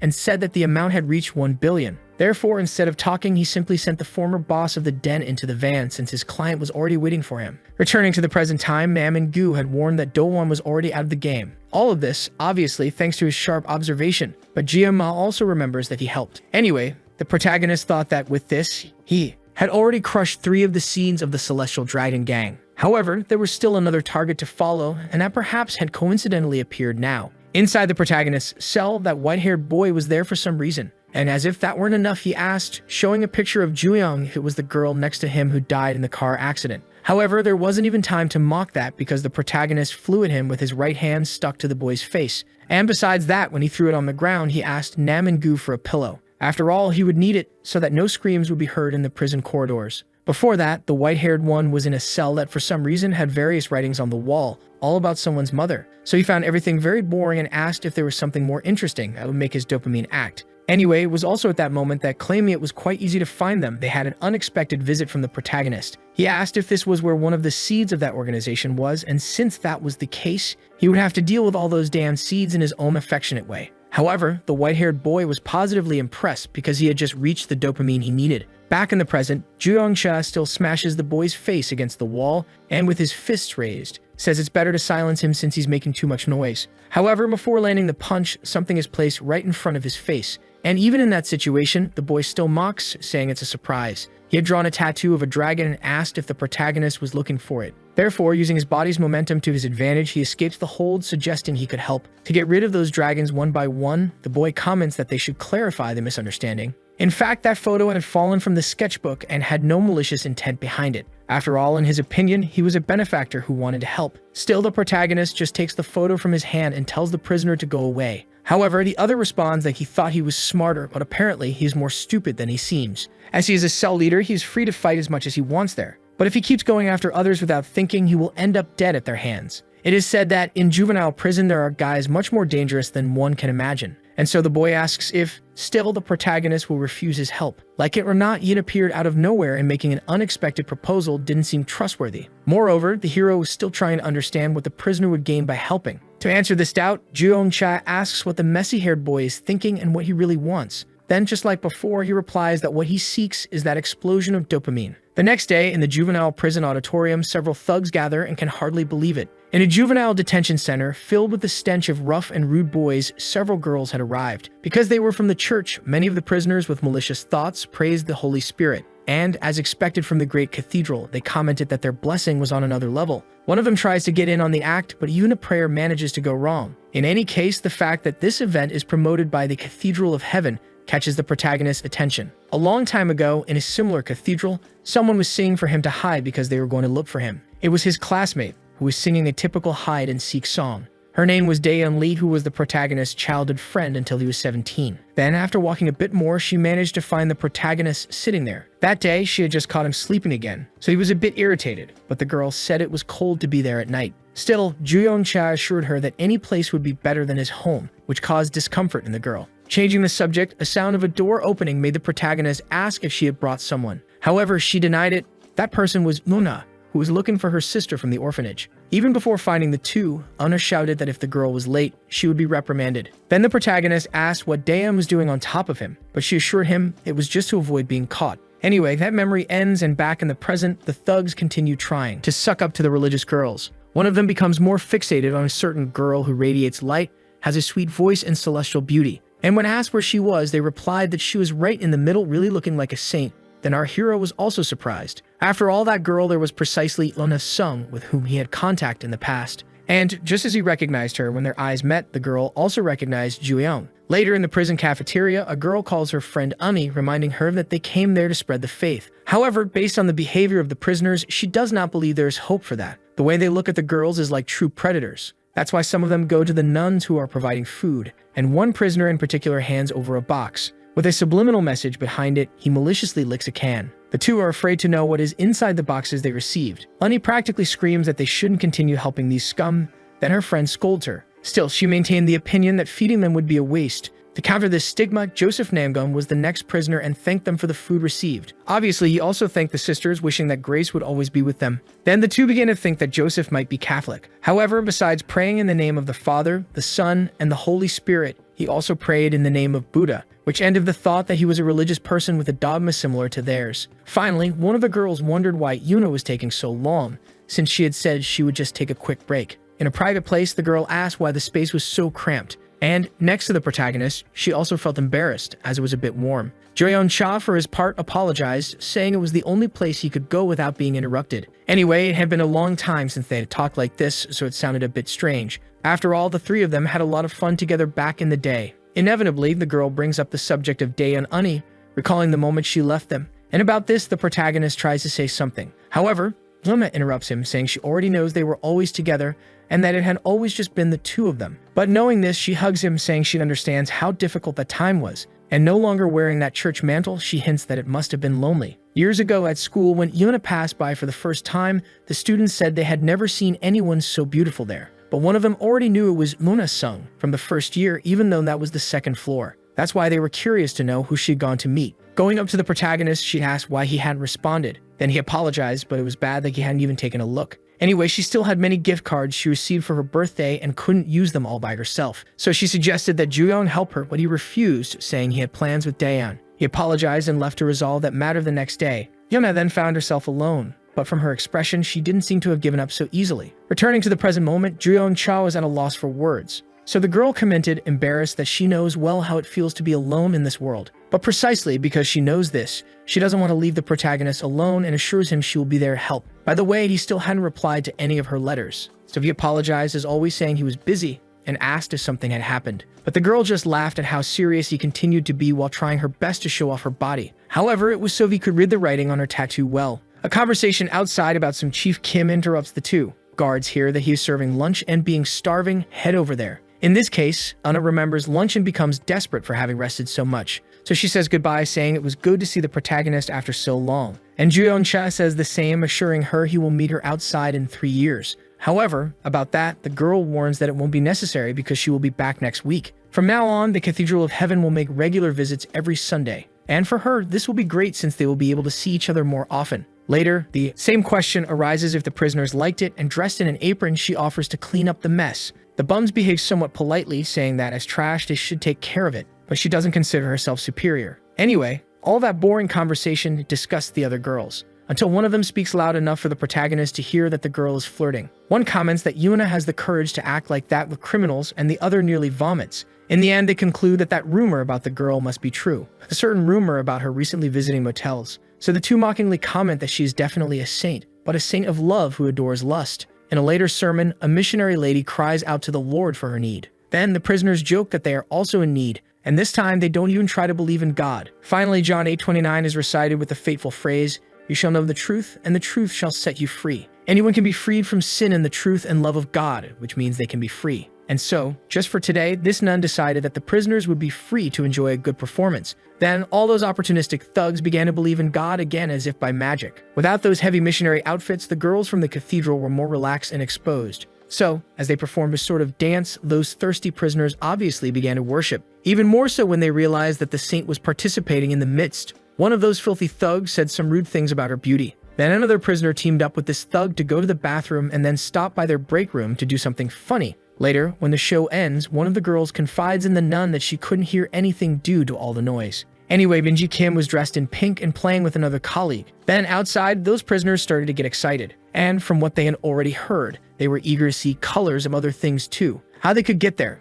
Maybe they could, but fortunately, the protagonist was there to show them the red they would see in hell. But before doing anything, someone did it for him and resurrected the 7th of the 10 Commandments. Joseph Nangbang recited, "You shall not commit adultery," crushing those two scoundrels for the sin they were about to commit. And for the blasphemy against the name of God, he also warned that he would not forgive them. When the door opens, the girls inside the locker room are confused. Yuna quickly goes to the protagonist to ask what is happening. However, before hearing the answer, she figures it out for herself upon seeing the bodies of the two thugs on the floor. At that moment, she goes behind the boy who asks if she is scared, and Yuna simply offers sincere apologies. A week later, at another one of those services, the nun speaks again about how God can forgive sinners. Meanwhile, in the donation warehouse, transporting the donated goods was proving quite difficult. And to make matters worse, there was a group of 3 armed prisoners behind him, lying in wait. Although they had been discovered, it was too late to react, so one of them lunged with a knife. Soon the other 2 did as well, trying to stab the protagonist together. However, using one of the water bales to defend himself, Juyeon Chae simply responds that the heavens may punish them for this.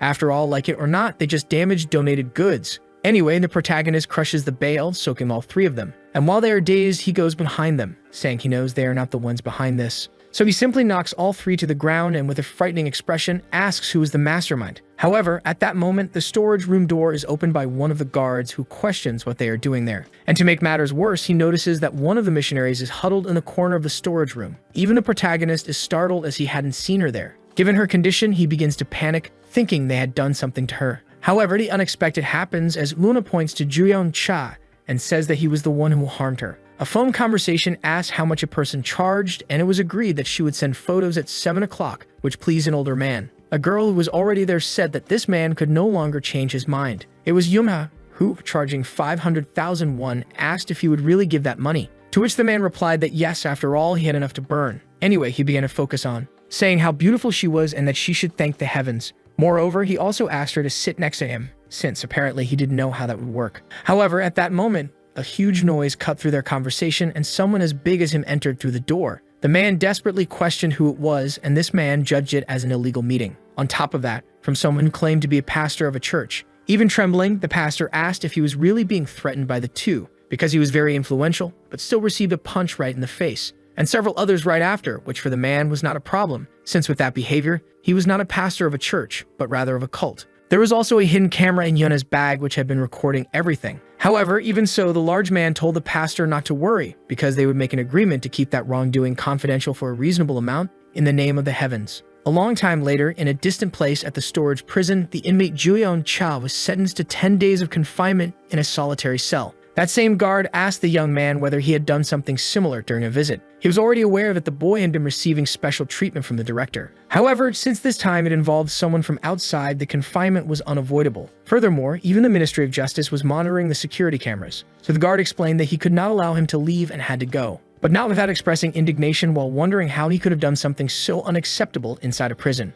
Unexpectedly, on the previous day, his former friend had accused him of having taken certain wrongful actions against her, so he was still wondering why Yuna would do something like that. In the afternoon, it was volunteer day at the church, and after the event's commitments, in the youth prison parking lot, someone commented that it seemed to be God's will that they met again. After all, Joseph Nangbang remarked that it had been a long time since he had seen Sister Yuna. She had heard that the place was corrupt, but had not imagined it would be to such an extent, to the point that an inmate could be wandering around there. Joseph said that the leaders of the cells in that prison paid a monthly fee to the director, which ensured a certain level of freedom. But even if that were not the case, he stated that being with Yunha was worth the sacrifice. Moreover, speaking with her, they reminded him of the old times when they conducted judgments of dissenters as true companions. Although his methods had been somewhat harsh and he had been accused of 30 cases of serious misconduct. Anyway, she had always been his reliable assistant, which was why he had asked for her help with this matter, to once and for all be able to deal with the problem concerning Jeong Cha. Back at that prison, no matter how much the protagonist thought, he truly could not understand.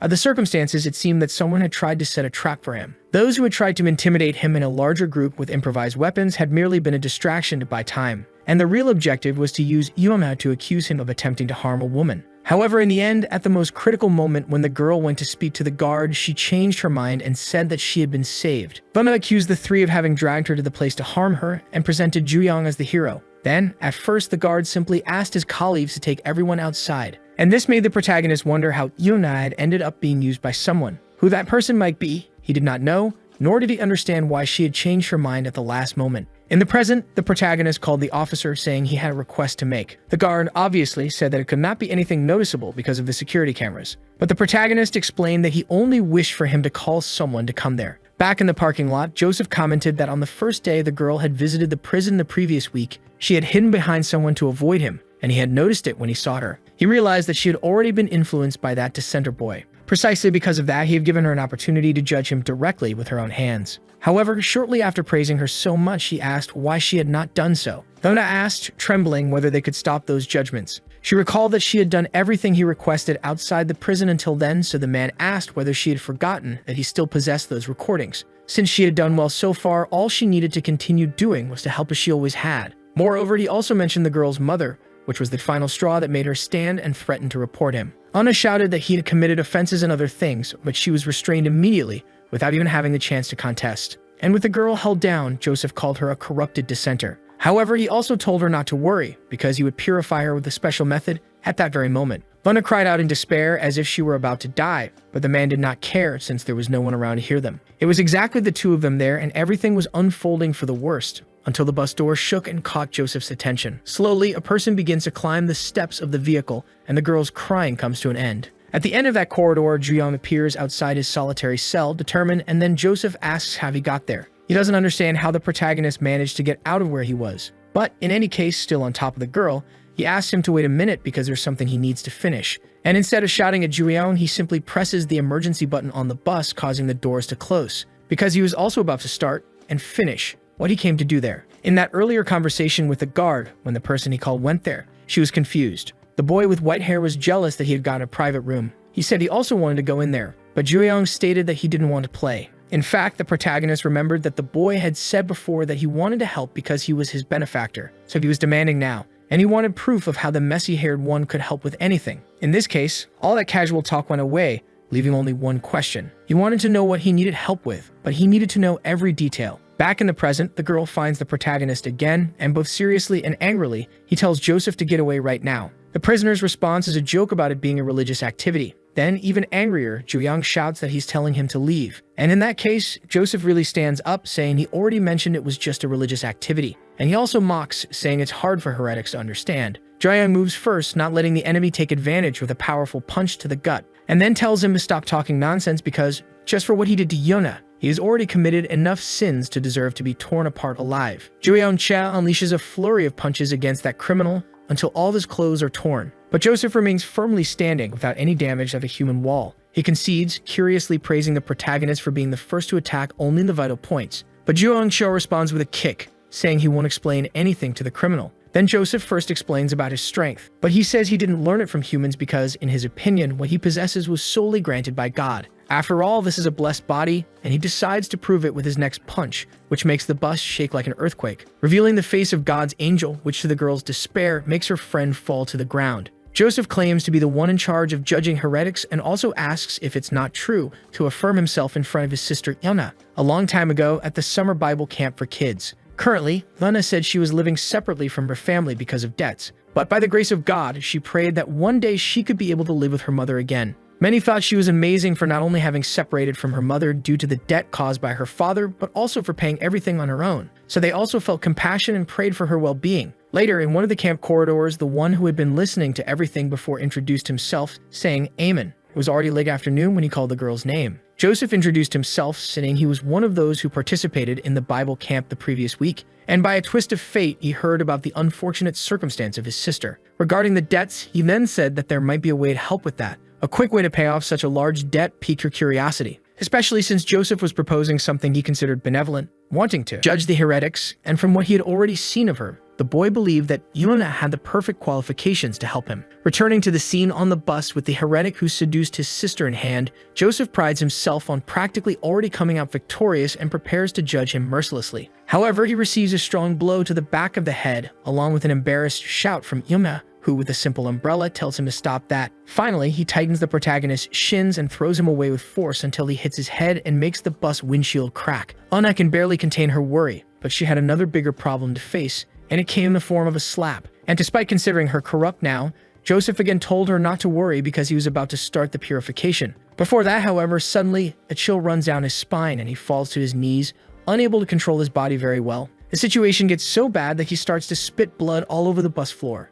Then, to explain, the protagonist comments that the prisoner himself had said earlier he had praised him for targeting his blows only at vital areas. Therefore, even with a blessed body, he probably cannot withstand internal injuries. Joseph also argues that the protagonist does not seem to be in good condition. However, in his view, that is nothing to worry about. At least it is nothing compared to the pain his childhood friend has endured so far. With some cleaning products by his side and the enemy in front of him, he claims to have made a decision. Joyeon-cha insists that people like him who commit sexual crimes should be punished physically and also chemically. In other words, what he is proposing is a homemade castration procedure on the scumbag. In a memory, before they were in that juvenile prison, the protagonist asked if she wasn't being a bit exaggerated. However, the girl said no, as it was just one of the valleys she had arranged last time. Anyway, her expression didn't look good, so he asked if the girl wasn't enjoying the food. But that wasn't it. In fact, what bothered her was realizing that everyone around her had mothers except for her. In this case, the protagonist commented that it didn't matter much because he also didn't have a mother. And even if a little boy had made a fuss about it,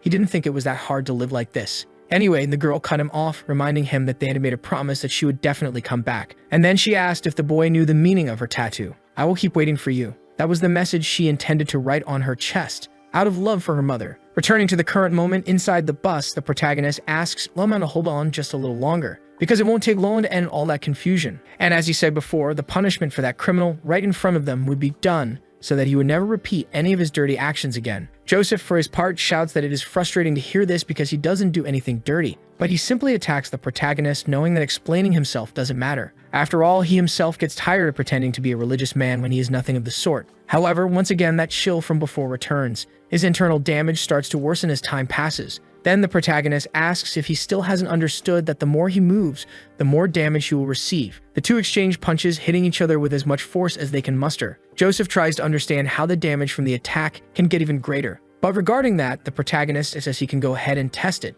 An intense punch contest begins between these two powers of the juvenile prison. More and more, the confrontation proves to be fierce, but Joseph feels the impossible happen when his body can no longer take it. And if he unfortunately reached this point, all he could do was use Luna as bait. However, for someone who claimed to have a blessed body, the protagonist found it amusing that the only response he found was to use a hostage, and he simply punished that repugnant idea with a kick to the scumbag's face. Juyeon-che comments that it had been a long time since he fought someone his size. That's why it took some time to adjust, but compared to a certain someone, Joseph was nothing. Finally, the tables turn with the criminal fallen on the bus floor. However, he starts to laugh for some reason. Juyeon-che asks the reason for the laughter, and the boy remembers that he still has all the videos of the crimes he committed with her back then. And for that reason, he asks what would happen if the mother found out what her beloved daughter had done. That she had been pretending to sell her own body was actually a criminal extorting money through threats. Joseph is really excited to know what kind of expression the mother will make. However, the protagonist does not back down and tells him to go ahead, because so far there have been 5 charges of sexual assault, in addition to 9 attempts and 4 harassments. Precisely all the crimes he committed that were still not revealed. But Juyeon-cha assured that he would expose each of them to the public. And also, if he was going to be threatened, he asked, with the taser in hand, that he at least do it right. The criminal screams, desperately asking how he has a stun gun. However, right in that critical spot for men, he is hit, starting the electric current. Just as the protagonist had said, since he gave his word that he would never be able to repeat those dirty actions again. Juyeon-cha had already been through something similar before. But as the shock hit right at that moment, the other probably could no longer act like a man. So even without using other methods that could indeed be called castration. Finally, after that frightening conflict, Anna runs after the protagonist, shouting in concern. And she also apologizes for what he had to go through because of her. However, the hero responds by asking if it is really time to worry about him. Juyeon-cha wanted to know why she hadn't said before that she was being threatened like that. But about that, instead of answering right away, she first asked, playing with her hair, how he had gotten there. Then Juyeon said that she had an interesting habit. Usually when she tried to hide something, she had the habit of playing with her hair. But since she only realized that now, she apologized once again. Anyway, the protagonist helps her with a cut on her face, which obviously makes her embarrassed. Vanna tries to say that it's nothing serious, and Juyeon can hardly believe all of that. So from now on, he asks her to never do something so dangerous again. and feeling what it is like to have someone who cares, the girl not only blushes with embarrassment but is also very happy with the gesture. Suddenly, another noise interrupts their conversation. In front of that bus, a person greets the young couple. This person is the same one with messy hair from before who, for some reason, is at the wheel. He humorously comments that the protagonist is making him feel like a lonely bachelor. Anyway, it's hard to know why he is revving the engine out of nowhere. However, the young man didn't want to know anything other than stepping on anything to see what would happen. And this was to avenge all the people in this world who were single like him. More precisely, those who wished that all couples would be thrown together into hell. It is explained that gangsters use various ways to get rid of corpses. Some bury their enemies in cement, others throw them into the sea or even inside cemeteries, and all of these are effective methods to eliminate traces. However, the operations chief of the Celestial Dragon, Gang Shinju, the right-hand man of Gang Raon, does not find this necessary. The method of his gang is to ensure that reuse is possible at any time when needed, and that is exactly why they chose preservation by freezing. Finally, before proceeding with the method, it is asked if the one going through this wants to say anything. Then the man questions who gave the order and states desperately that the Alliance will not forgive the selfishness of the Celestial Dragon. He says that if they don't stop now, it won't be long before they are swimming in a pool of feces. However, how things will end is something he can only discover by watching from the inside. Thus, the young man is thrown inside by Kang Shin-ju without a hint of remorse. At a certain moment, a call from the detention center comes to his cell phone, and he promptly answers, identifying himself as the operations chief. Whoever is on the other end gives the news, but the young man really can't believe they are true. Back in that chaos on the bus, the protagonist continues not understanding what's happening. If they kept going like this, at this pace, something horrible would happen. Besides the risk of an accident, they would consider that they were trying to make an escape. The one with messy hair, on the other hand, didn't care at all about that and demonstrated it by making a totally reckless drift, which obviously led that bus to crash into the wall of the detention center, creating a crack. Jueon-chae quickly goes to see if her friend is okay and furious shouts at her colleague, asking if he is crazy for doing that. However, the messy-haired young man murmurs something low into the airbag, and since the protagonist doesn't understand, he repeats, telling the two to run from there. In fact, the young man doesn't even wait, but rather pushes the two out of there before the guards arrive. After a few minutes and all those problems, the officers had already left. And in a genius plan, now that pervert would be treated as guilty for trying to escape, without even being able to use the security cameras to clear himself. Everything went perfectly, so having reached his time, the messy-haired one said goodbye. But not before wishing the two a good time with a hint of mischief. Changing the subject, Judo warns Yuna that they must be looking for her. So she understands that she needs to leave, but before she remembers that she was forgetting the most important thing. She believes that the protagonist should keep a certain thing, a kind of keychain of a cute bear with a bow, which by the hero's expression, despite being something simple, has some significance. Some time ago, in a well-known gaming house, Daeon had won 3 times in a row, right on a machine where she said she was bad and managed to get 3 of those as a reward. Yuna practically urged the hero to try again, but he couldn't get anything. So since he had 3 keychains, Daeon thought it made sense to gift one to each of them. After all, the most logical thing was to share among people without family like them. After all, as the two already knew with this they could be together no matter where they were. In this case, the keychains would be a symbol of that promise. But although Anna liked the idea, Juyong found it the most cringe thing in the world. Still, he decided to keep it because, in Daeon's view, the more he looked at the doll on the keychain, the more he thought it resembled her. What was given to Juyong-cha now Yuna had found while tidying up her friend's room. And since the keychain would represent the union of the 3, Juyong felt a certain nostalgia. To add, Yuna explained that it had been on her desk, where it was easier to see. So remembering what she said about being similar, Juyong agreed that the bear looked like it could be as disobedient as Daeon. Anyway, the time finally comes for Anna to leave and she says her goodbyes. But instead of leaving normally, the girl runs out, which makes the protagonist find this behavior strange. Yuna, in fact, had to run because she was very embarrassed. In the end, she couldn't say anything, but at least she was loyal to her friend's memory. However, next time, Luna assured herself that she wouldn't blame herself for confessing that she liked Juyong. Later, in one of the cells of the Juvenile Detention Center, the news was being updated. The messy-haired one made a point of commenting on how Joseph was now a eunuch. He still couldn't believe that the protagonist had used a 1 million volt stun gun in that place where everyone knows. Joyeon, for his part, asks why the guy is there, then he reveals that he got into trouble to come keep him company. And before the next question, he confesses that being interrogated is quite exciting. Anyway, the protagonist asks how the hell his colleague managed to get him out of solitary confinement.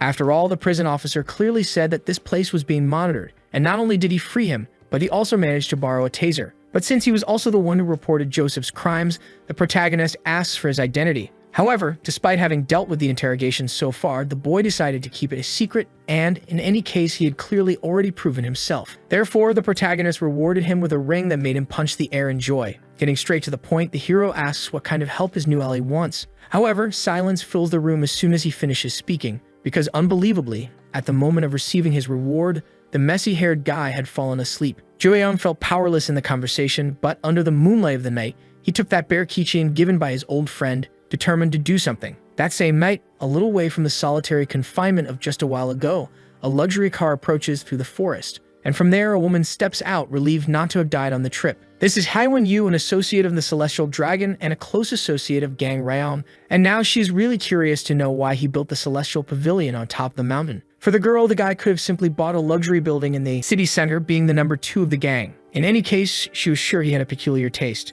So she quickly entered the meeting room, saying she had come as fast as she could. However, when she realizes what is happening, she apologizes. There were already many wreckages scattered on the floor, and yet she hadn't realized before entering that he was training. However, Gang Shinju serves a cup of tea, explaining that they just finished. Despite complaining a little earlier, Haiwen comments that the journey was great with the fresh mountain air. Then the boss says he is glad to hear that, but goes straight to business, asking if he needs to hear something. Therefore, Gangshin reveals that he has news about the young master. And by Raon's expression, it is clear that he does not intend to take this matter lightly. In the Celestial Pavilion, which is the NX region of Raon, in a more appropriate location shortly after, the three gather to discuss, because the boss in particular is curious to know more about his son. Gangshin explains that after the young master entered juvenile detention, he had several confrontations against cell leaders, and as expected, he defeated all of them, who coincidentally were seeds of the Celestial Dragon. So since he won at an incredible speed, one could say that Jueyoung was at a high level. What Haiwen Yu agreed on, excited and embarrassed for having thought that others were promising. In her mind, it was clear that the father must be proud of his son's growth. But for Raon, at that moment, he could not even be considered a sprout,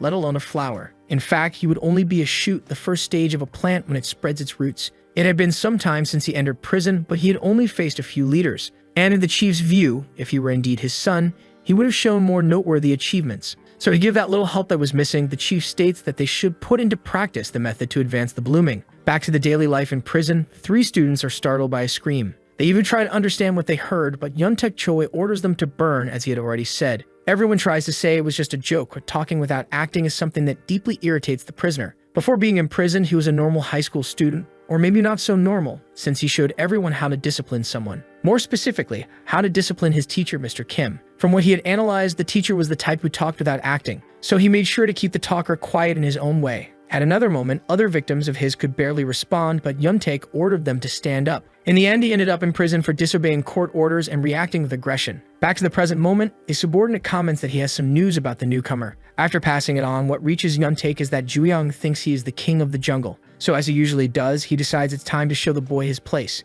In another district of the prison, in the protagonist's cell, Namingu pulls a gesture of respect for his master who returned, which the others copy. Everyone got into the groove treating the protagonist like a lord, even though he finds it embarrassing. Anyway, Jaema comments that the protagonist looks good and he returns the compliment. Jaeyoung asks, but from what he heard from his friend, nothing happened while he was away. However, the hero notices that among the prisoners in his cell, one face is unfamiliar. Therefore, Namingu comments that the new guy seems very dumb, but he is a good person. Suddenly, a guard appears knocking on the door of cell number 36. He informs that everyone will be working outside in the afternoon and that they need to be ready in 5 minutes. Back in the cabin of the Celestial Dragon Chief, it is said that, in ancient times, they did something called poison jar. It would fill a jar with a bunch of poisonous insects and make a meal out of it. Thus, perhaps the last survivor could acquire poison skills. Similarly, in the juvenile prison, in an analogy, insects are being placed in a jar. Therefore, Ryong's son is forced to devour them to become even stronger. Haiwen was curious about these poisonous insects, but the chief explained that he had already put one in there. By the way, a very strong poisonous insect. Returning to the prison, Yuntaek hears the news that the entire cell of the protagonist is working behind Building 5. So he finds this perfect, as he is furious about how confident the protagonist is acting. Yuntaek has definitely had enough of this. In this case, his subordinate asks what he will do, but the guy doesn't care about the hero's status or needing a justification. In fact, Yuntaek has already made up his mind that today would be Jueyoung's last day. Elsewhere in the prison, red stains cover the body of prisoner number 7199. Jueyoung is found lying on the floor like this by his friends who scream in despair. Namin asks what happened for his chief to be bleeding, and the protagonist gets up, causing even more scares, but explains that, in fact, he is tired of trying to clean the red paint that stained his clothes. Anyway, the day ends with a lot of work. Namin-gu feels his body sore, and another from the cell comments that they should complain to human rights. However, the conversation is interrupted when the group notices more of that red color on the floor of the corridor. Namin asks if someone is painting around there too. However, the protagonist realizes that it is not paint, and soon his colleague also panics. After all, what was giving that color to the floor was the chief of cell number 37. This was the beginning of Rao's plan, who was eagerly waiting for his son to bloom like a flower and make him proud. However, he also had the notion that Jueyang should be as careful as possible, because there was some chance of having its roots cut before reaching full maturity. And as previously mentioned about those poisonous insects, the chief made sure to place one of the best there, and with such care that they weren't quite noticing where the enemy was. Anyway, the protagonist's father's desire now was to test Jueyang, to see if he would also be able to survive this new challenge. Some time ago, in cell number 36, the place was undergoing another major change, as they had to welcome a newcomer who didn't seem friendly at all. While some were scared because it was just when Jueyang went to solitary, others were impressed. The fact was that he looked exactly like a guy who was causing trouble outside. That's why Namingyu asked, worried what made him get arrested. Everyone was speculating about some kind of special robbery or perhaps murder. However, when they thought he would answer, the boy shouted a nonsensical onomatopoeia, and he kept shouting strange and crazy things like tweet tweet, chirp chirp. At least that's what they thought, because the one making those noises was a little sparrow he brought with him. The boy said he found it nearby, but was asked why he brought it. Then he explained that he felt bad for the abandoned little animal, even though this wasn't a nest. The little bird started to fly, and the boy ran after trying to catch it any way he could. In the end, Mammon dismantled the first impression that the new member would be different from a loser. However, Jayam continued observing from afar, curious, still not making hasty decisions, because coincidentally, that boy's sparrow landed exactly in the top drawer where Jueyang's personal belongings were kept. Back to the present, in the bathing area, Naman comments that it's hard to believe all this is happening after the hero's solitary confinement. When that leader was taken to the hospital, he apparently had 23 fractures in his body. Naman feels scared just thinking about how long it will take to recover, and with no security cameras, the question remains, who could have done this? Definitely, that new boy in the cell is seen as a possible suspect by Juyim. While they were painting the prison walls, even if just for a moment, there was someone who didn't see the boy with them. Moreover, he had a red stain on his shoes that from Juyim's personal experience didn't seem to be paint. Putting this together with the scars on the novice's body, there was a good chance they were traces of some recent fight. Noticing his colleague distracted, Juyang calls him to leave soon. But this ends up being a cue for the bald guy to say what's on his mind. Naman is the first to make the suspicious hint public, the fact that the novice is covered in bruises and heavy scars. That's why, once again, they ask if he is part of some gang and what he did before coming there. Then the boy replies that they are just marks from the beatings he received from his father when he was younger. However, this excuse only makes the protagonist more worried. Years ago, just before physical education class in the 5th period, while some were looking for borrowed uniforms, most stopped changing because of what they were seeing. That student in the back was Juyeon Cha, known in the neighborhood for being beaten by his father, who was part of a dangerous gang. Some thought he should report it, but it was a consensus that the father was probably so scary that he couldn't. Anyway, the hero's classmates felt bad that he had to live in such a lamentable situation. At bath time, the prisoners comment on that big guy down below, comparing sizes. Anyway, normal men's conversations happen, but Jium doesn't let the atmosphere relax. In fact, he remains focused and for a second, thinks he might be mistaken, but all those scars on the novice's body draw attention. Even the protagonist becomes thoughtful. Then the boy breaks the mood by asking for some shampoo, which Juyeong hands over without problems. That's why the boy asks, curious if the protagonist happens to feel sorry for him. However, the hero responds by asking if he seems like someone capable of feeling sorry for that, especially because, from what has been said so far, both had equally lamentable lives. Anyway, the protagonist says goodbye, telling the colleague to leave when he's done. However, a few minutes later in the bathroom, while drying off, the boy asks to make a question. The novice asks where all the other cellmates went, and the hero replies that he sent them out first, and about why he did that. Juyeong asks if the boy doesn't also agree that something very strange is going on, until because the shape of the scars on his body coincidentally resembled those on the protagonist's body. For a second, silence fills the room. The boy even tries to explain himself, but at that very moment, Juyeong throws himself at him, pinning his head to the ground with force. And with his hands around his neck, he prepares to strike, saying there's no way this can be a coincidence. Regardless of how he sees it, for the protagonist, it's clear that these scars were made by his father. Since the newcomer had no tattoos, he wasn't recognized at the time, but now it was certain that it was the Gangryong clan who sent him. Naturally, the boy stayed quiet, and the protagonist was already expecting such a reaction. That's why he told him to keep his mouth shut if he could, because he doubted he would be able to continue like this for long. Back at the Celestial Dragon Clan complex, but a few good years ago, Haiwon reported that she had fulfilled the request to bring a bunch of talented boys there. Everyone there could be called emerging talents for the future, and she selected those who had no owner. Obviously, this was something that even the Celestial Dragon didn't know, so Ryong could use them however he saw fit. The expression on those boys' faces was pure fear, and for a second the chief analyzed what his subordinate had done. However, he questioned the fact that they had been chosen since, in his view, they were all just trash. It was clear that none would be able to kill a single person, and what he needed was a hunting dog capable of tearing apart its prey. That's why he asked to keep only the biggest one with the clan and simply throw the rest away. Hyman really asked if he was serious since she had worked hard to choose them. But since the chief didn't pay attention, one of the boys jumped on the big guy, sinking his teeth into his neck.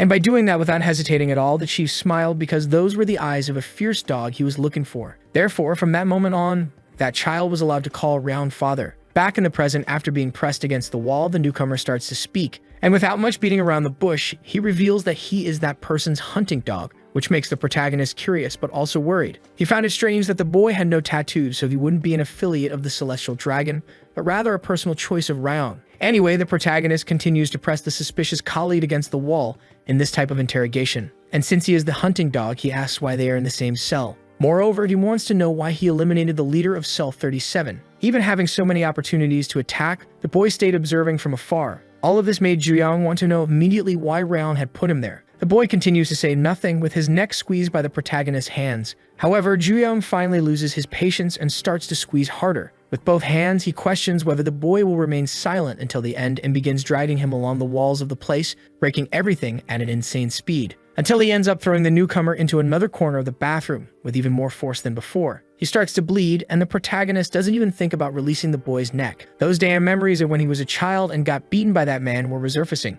Then the hero's gaze showed an insane thirst for blood, which manifested through the strength of his hands. This would be the boy's last chance to give a convincing enough explanation. However, just at the moment he thought he would have an answer, Juyong realizes that the so-called spy had fainted. He had many chances to avoid it, but for some reason he still didn't resist. That's why the protagonist's curiosity about his father's plans reaches another level. The next morning, that sparrow starts the day by eating and making a lot of noise. Then, another cellmate tells the animal to go away, saying he's about to go crazy. Joyeon, for his part, continued to feel something strange. He had observed for several days after the incident, but couldn't perceive any suspicious behavior. On one of those planned occasions, Nam-in-gu pretended to trip to throw his food tray on the newcomer. However, everything remained normal, even with his threats and intimidation. Even being technically humiliated, the boy didn't become hostile or react aggressively. And obviously, since it was something discreet, they also didn't push too far. Joyeon, however, was fully aware that there was no way his father had sent that guy without reason. Suddenly, the protagonist receives a good amount of water right in the face.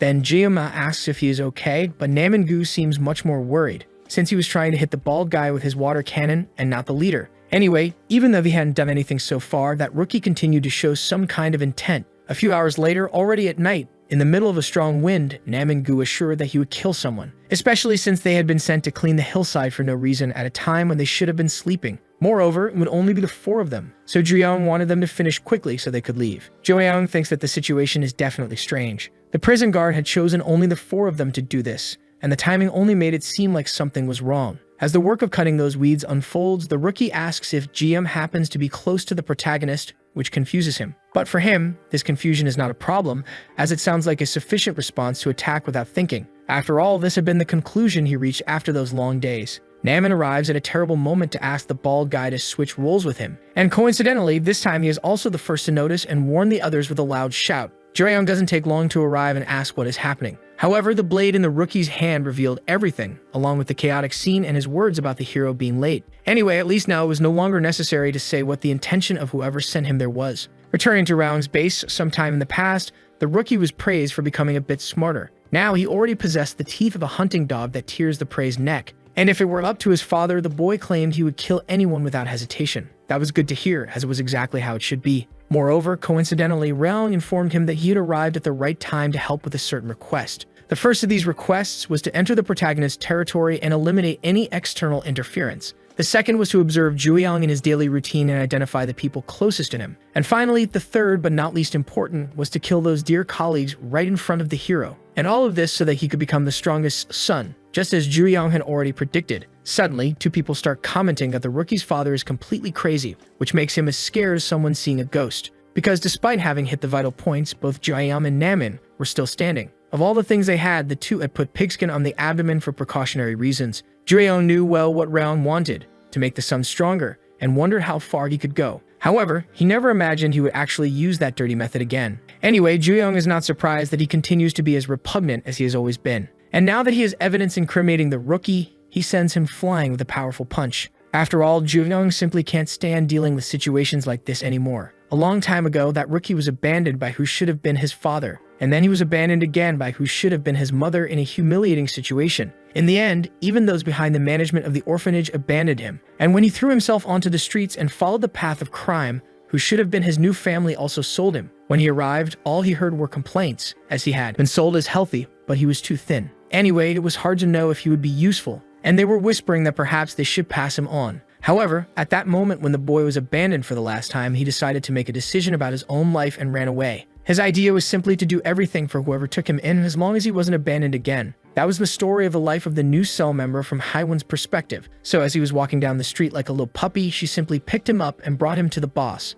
For Gangshin, the boy's blind loyalty must have come from a desire not to be abandoned, and the girl found that quite interesting. After all, it would be a fight to the death between two selected children. After that powerful punch, the protagonist asks his colleagues to go ahead and call the prison guards. They ask why they have to ask for help instead of joining the fight. Then the protagonist explains that all the events that have happened so far were staged scenarios. That's why he is sure they will cover up whatever happens there. But to prevent this from happening, Juyong asks once again for them to hurry and call the guards to bring them to collect a corpse. According to the actions of the celestial dragon, the tattoo artist asks which of the two will win. In the view of the operations chief, the only similarity is that both were personally trained by the boss. In a fight unfolding between the boys, each lands a solid punch and is thrown back in a way that they seem like clones. This becomes even clearer when they strike and defend themselves with exactly the same kick. Moreover, a hook is thrown at the same instant in the same manner, as well as a well-placed kick to the stomach. Jueyong starts to feel more tired, but the rookie doesn't seem any different at all. Anyway, neither shows any desire to give up, so they continue with that mirrored attack confrontation. From everything Gang Shinju knows about their fighting style being similar, he believes they will likely be surprised by themselves. Haiwen still asks the boy's opinion on who will win. Back to the battle, the rookie begins to vent about how similar their skills are. He attacks the protagonist right in the middle of the stomach, but Jueyong denies any resemblance. And having held his cellmate's arm before being hit, he grips his hand tightly to execute a twisting technique. Even though they learn from the same person, the protagonist makes it clear that their skill is not the same. His last punch caused the rookie to hit his head so hard against a rock that it broke. However, even after that, he was still conscious and smiling with excitement. This time it's him who grabs the protagonist's arm and while trying to perform the same twisting technique, admits that Juyong learned them well. As he struggles to replicate it, the rookie tries to use strength to his advantage, so the protagonist warns that it's useless. But suddenly, he's shocked to realize in the worst way that this wasn't the only trick of his rival. Two of his fingers were bitten off in a brutal manner. The protagonist groans in pain but sends the boy flying away with his strongest kick. The rookie, for his part, didn't care about using techniques or brute force because the method didn't interest him. In fact, he admits that he was just following his father's orders and that's why he only needed to kill. However, talking about that man right in front of the protagonist infuriates him. Jaeyoung kicks the enemy again, telling him not to speak about it anymore if he doesn't want to die. This finally makes the boy fall backward to the ground, apparently defeated. From the tattoo artist's perspective, she didn't think it possible for that orphan to defeat the protagonist in a fair fight. And Gangshin had to agree, but only as long as they were unarmed. After all, things could change if either of them managed to get a weapon to use. Back to the battle, a tuft of the protagonist's hair is cut in an instant. Once Ryong gave the orphan a piece of advice that he keeps to this day. He said that the boy was talented with weapons and that he should use the blades he had now. Precisely because of that, all the cuts on his body are a consequence of his talent. They are results of his father's training in using those blades perfectly. Therefore, he doesn't care how strong Jueyong is nor why he is there. The fact that he is the biological son of the boss has no relevance to what he feels. After all, today will be the day he fulfills the mission of killing him with his own hands, just as his father ordered. Jueyong, however, responds by recalling what he had said before. He had already warned that if the boy didn't want to die painfully, he shouldn't speak of his father in front of him. But still, the kid dared to mention Ryong 4 times. To Jueyong, it's unimaginable that his enemy hadn't thought that the biological son could also know the blade technique. And conveniently, the protagonist ended up finding a saw nearby that would help not only to cut skin but also bones.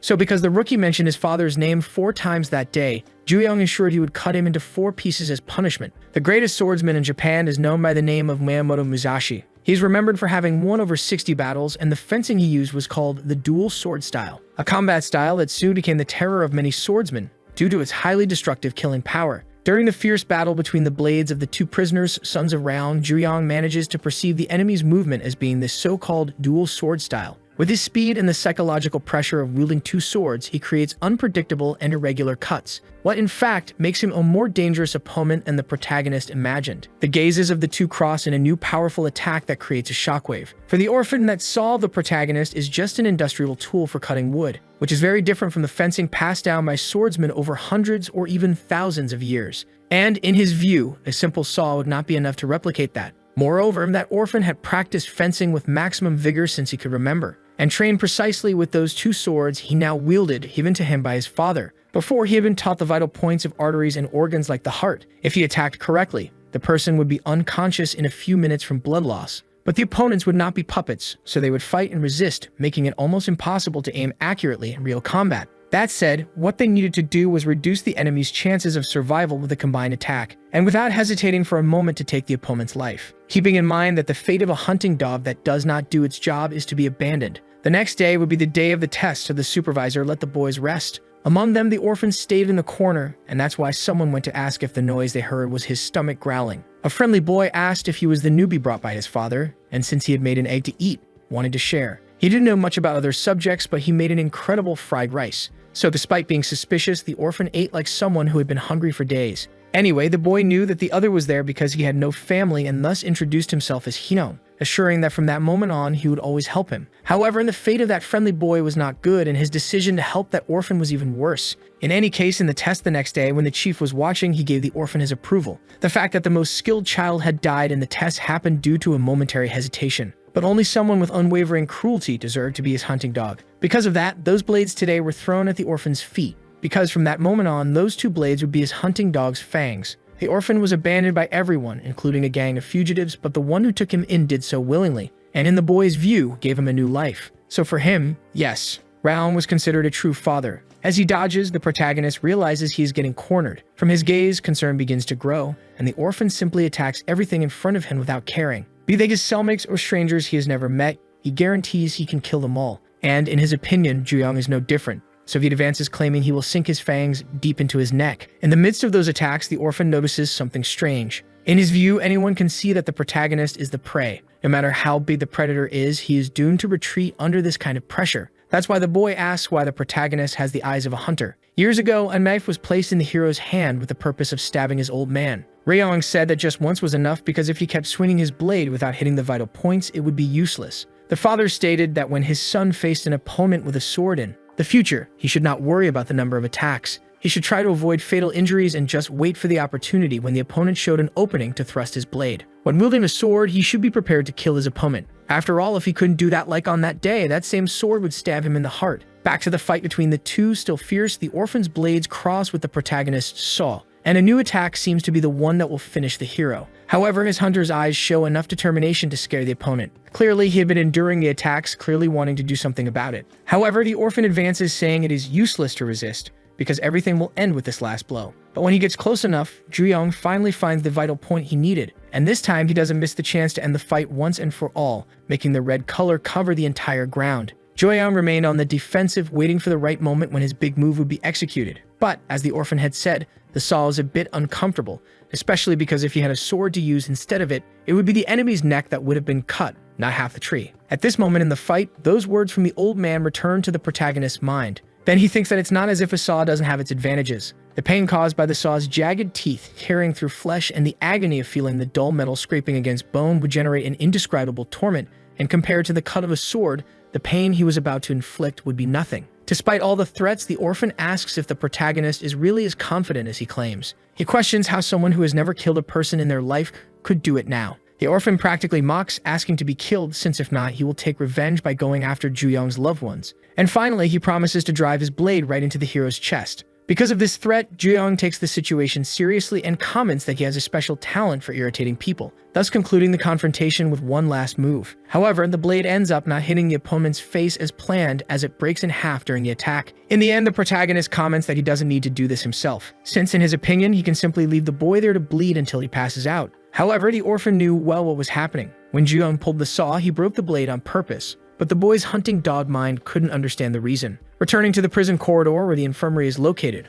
one of the main group prisoners shouts that he is going to die. Continuing, he alerts the doctor, saying that the newbie in the cell stabbed him. However, Jae-ma makes a point of saying that he was not directly hit, despite the boy's commotion. Finally, they start to argue about the confusion the new prisoner caused. But when the protagonist stands up, Jae-ma really wants to know what he did in that fight to leave the other in such a grave state. This, however, is enough for Juyong to understand not only that he survived, but also Ryong's true objective. First, his father intended to hurt the people around him and provoke his anger. Secondly, by putting lives in grave danger to create as much chaos and confusion as possible. Finally, his strategy was to manipulate him into finally killing someone with his own hands. As a result, he would have crossed the moral barrier he had maintained until then as a human being. At that moment, if the orphan had at least not acted as if he were desperate to die, Juyong could have done it. However, he realized and now knew that even inside the prison, Ryong was trying to mold him to his liking. The hero's new atmosphere frightens his peers, but he cannot contain the disgust he feels. Namin asks if the protagonist wants to be transferred to a private room, but Juyong does not respond, still lost in thought.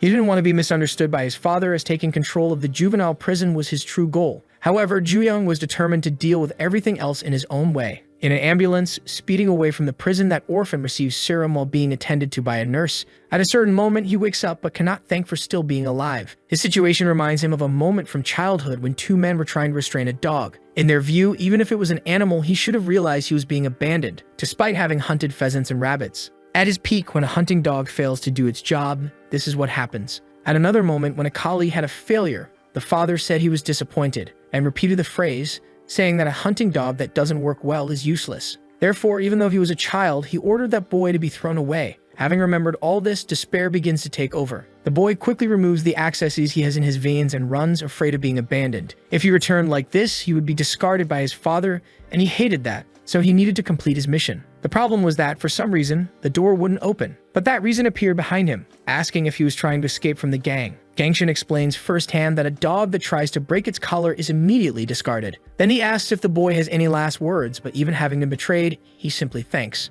and asks to be killed before he is abandoned again. A few moments later, Gangshin answers a phone call to report that the situation was resolved. Upon checking, right after boarding the ambulance, the boy was still gravely injured. But as expected from the young master, the armed challenge was not enough to kill him. Hearing this on the other end of the line, in a meeting with others just as important, Ryong claims to have understood, and he hangs up, saying he will get in touch later. One of the people in the meeting expresses hope that nothing has happened to his son. Then Ryong responds with uncontrolled laughter, which makes the bald man think that, in fact, something good has happened. However, this also irritates him because he didn't want to appear in good spirits. He states that raising children doesn't always happen according to the parents' wishes. In the end, the son did not kill the prey he sent, even when he delivered the opportunity on a silver platter. Therefore, he believes he will need a more guaranteed way to educate his son. Suddenly, another call comes in, but this time from the Juvenile Detention Center, and Ryong answers immediately. On the other end of the line, the director screams that something horrible is happening. Joyeon Cha, or rather Ryong's son, had just suffered a terrible accident. To explain better, at the location of the laundry for unknown reasons,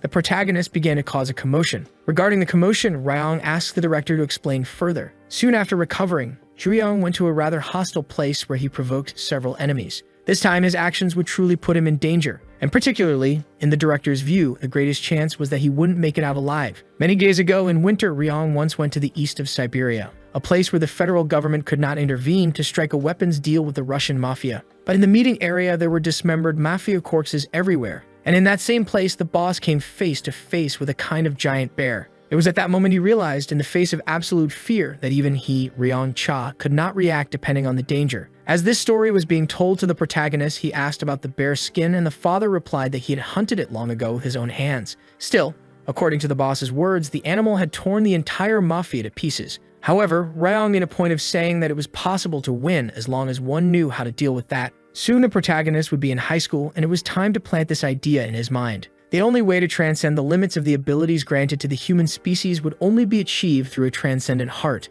The protagonist's father was someone who wanted him to grow strong in his own way, but in a safe place. He did not wish for his only blood son to die or become disabled. But our hero preferred to die than to enter his plans as a puppet. Those prisoners who came to confront him did not understand the reason for all this madness, but wanted to know where the store money was. Anyway, the protagonist was about to do what Ryong hated most, putting his own son in danger. Naturally, given the place he was in, the prisoners began to understand what was happening. In fact, all the money was inside the washing machine. They began to panic, as if that was the bribe they were supposed to give the director to keep themselves afloat. The protagonist knew this very well. In this case, the prisoners gave up on resolving the situation through conversation, but the protagonist attacked first, ordering everyone to come to him. The other prisoners wasted no time and attacked together, but they were all eliminated like the weaklings they were. What he was actually looking for were the cell leaders. Hearing this, an enemy attacked, shouting that he would not take orders from someone like Juyong. However, he also suffered the same fate as the others, being slammed into the ground with a punch. In the end, everyone there ended up collapsing unconscious in the laundry. Finally, someone with the title of cell leader appeared, and seeing all those people in this situation the protagonist left them in, commented to his subordinates that it seemed they would have to go in. Still, regardless of the number of weaklings that came to confront him, Ju-young continued knowing he would not be in danger. Thus, seeing that he had no injuries, he knew the plan would not work. That messy-haired boy, however, was the one who brought the store money when the hero ordered the theft. At this rate, the other cell leaders would surely not let this pass easily. But he did not know what the protagonist was trying to do or how he planned to get out of that situation. Even he could not imagine a way, but he was dying of curiosity to know. Later, in another corner of the detention center, the protagonist sits alone waiting for something, until that something finally finds him and begins to walk slowly in his direction. This is Guan Yun-woo, and his appearance is that of a rather hostile bald man, as he heard that Ju-young stole his money and put it in the washing machine. In response, the protagonist said he was just trying to take the money. Then the bald man replied that he still hadn't understood how serious the situation was, and he asked if he thought he was the only cell leader coming to collect for this misunderstanding. In fact, from what was being shown, many were unhappy with the losses they had suffered. Ju-ching, leader of Cell 4, also didn't like the protagonist at the meeting. Se-jin Hong, leader of Cell 17, on his part, comments that there is nothing he loves more than strong men. The twin leaders of Cells 12 and 13, Ji-won and Ju-won Min, truly do not like the hero. Meanwhile, Hinan Su-yu is desperate for having lost all his money. At this rate, Shul Ryu, leader of Cell 7 in Block 2, comments that all the stores will close. Jun-hyuk Lee, from Cell 19 in Block 4, believes they should charge the protagonist's family. His colleagues, on their part, unfortunately watched the situation from inside the cell, desperate. After all, the protagonist was facing simply all the cell leaders. Nam In-gyud finds it strange because there was no meeting scheduled for today. The atmosphere is also strange and makes him feel like he could die at any moment. Anyway, another person calls the protagonist, giving him for the first and last time a chance to apologize for his actions. This is Minchul Joom from Cell 1 in Block 1. Jo-yeon even hears this proposal, but it seems none of them show a willingness to listen to something like that. In the view of the criminals, anyone who disturbs the order must be immediately eliminated. This is the trait that unites them. What the protagonist's father was about to instill in him that day was the way to transcend human limits, the form called transcendent heart, transcending the mind using emotions as a means to go beyond one's own limits. Simply put, it was a state that quickly elevated most human abilities, and Rayon asked him to observe closely, demonstrating such ability with a simple slap on the ground that extinguished all the candles. That was his final lesson for the protagonist as a biological father. Back in the present, as the criminal's fist approach, Ju-young begins to calm his own heart. Then, in the last moment, in a fraction of a second, he strikes both of them squarely, making them fall to the ground like ragdolls. Even his colleagues can't believe it, and inevitably, the other leaders begin to feel fear. After all, the protagonist had just defeated 2 cell leaders with just 1 attack. In the end, the messy-haired boy loved the situation. Jo-young was causing a great commotion, and he wondered how he would get out of this. But now he realized that instead of planning an escape, the protagonist wanted to defeat everyone. Jo-young, for his part, never wanted that thing his father instilled in him, even if it meant he had to die. However, given the situation he was in now, he didn't think he had much choice. In 2003, in North America, an ordinary housewife flipped her car to save her daughter who was trapped under a tire. In 1979, in North Korea, motivated by the desire to escape the dictatorship, a person swam in seawater with a temperature of -14 degrees for 12 hours.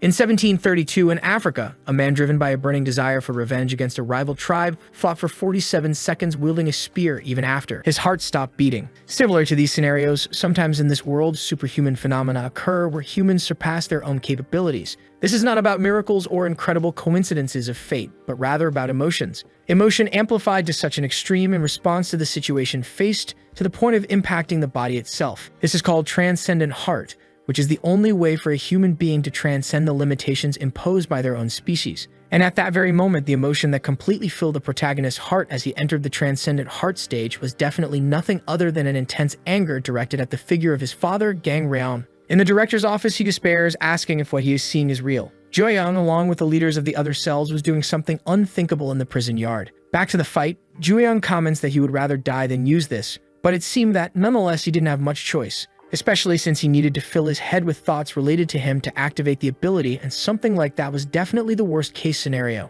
One of the enemies mocks as he sees the protagonist continue murmuring as if he were doing a monologue. Then he advances, calling the boy a loner and saying he will put an end to the annoying brat once and for all. Until because, according to him, he was the one who truly knew what it meant to always be alone. Unlike the other leaders, Hyeonsu had always been alone, so even the sound of the others' cheerful conversation was irritating. In his view, all he did was discipline those noisy brats, yet the world began to treat him as if he were a demon. Regardless of that, the maniac receives a blow right in the middle of his stomach, being thrown far away and scaring even more his fellow cell leaders. And Juyoung ends up saying that no one cares about his sad story. At that moment, right behind him, Jun-Yuk appears, aiming for the hero's Achilles tendon. And just thinking about the sound you would hear when cutting, he feels joy. The sound of tendons tearing and ligaments contracting. When those sounds vibrate in his eardrums, they send chills throughout his body. Hyeonsu was particularly sensitive to sound since childhood, and that's why people called him a genius, until the day everything changed. But his story is also interrupted by a brutal blow from the protagonist, who sends the secondary character back to irrelevance.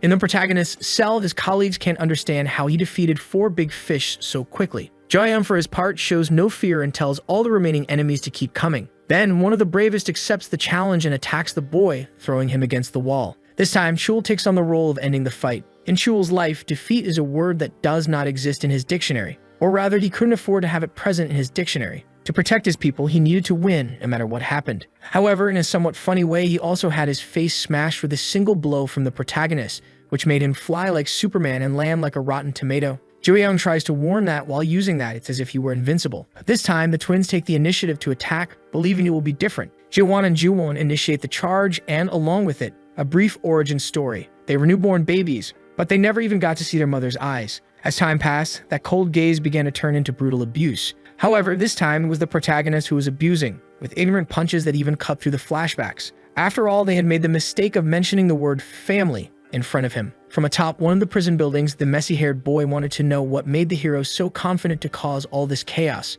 However, it was now clear that he had a plan hidden up his sleeves. Finally, it was Sejun's turn, the one who loves strong men, to try his luck. In fact, for him, gender didn't matter. He simply had a thing for strong people. After all, the world is vast and people have all kinds of tastes, but for him, now the world was reduced to the protagonist's hand crushing his face against the ground. After all this display of strength, the last one appears, impressed that the protagonist had defeated the others so easily. So he claims he wants to fight with the due respect of a member of the Celestial Dragon. Finally, the protagonist was going to face one of the members of that Dan clan who was already prepared. Everyone's attention was focused on the fight that was about to unfold at that moment between those two powers. And so the night passed and morning arrived, with the sunrise revealing the state of the last leader, which meant that 9 had already been eliminated. Anyway, even having won, it took longer than the boy expected. The director, in turn, looked pale as if he were watching an action scene from a movie. Ryong had still not been informed of what was happening and wanted to know if his son was safe. However, in an instant, the protagonist was already well ahead of the director with an expression of someone who could kill whenever he wanted. Because of this, it wasn't difficult to take the phone and join the call with whoever was on the other end of the line. And as he already knew who the director was talking to, Juyoung simply greeted his father since it had been a long time. Returning to the prison in the morning, a certain boy starts clapping several times. The claps come from the messy-haired boy who was loving the show. That had been a fight worth recording in history, and he felt sorry for not having filmed it. But just thinking that he got to see something so grand in person made him very happy. Anyway, the boy asks what he should do since he probably would never feel such a level of euphoria again in the future. At least that's what he thinks, limiting his destiny to that prison. In that conversation between father and son, once again the protagonist greets the old man. Alone in a house after the meeting, Raon responds by asking if the detention staff are feeding him well. Joyeon explains that the prison food surprisingly matches his taste, but that's not all. He also mentions that there is running warm water and scheduled sessions where he can exercise. In fact, the protagonist claims that it is much better there than it was at his home when he wasn't imprisoned, except for the monotonous routine. Thanks to a certain gift that his father recently sent, things have also become a bit less boring. In light of this, Raon states that it is a relief that everything is going well with his son.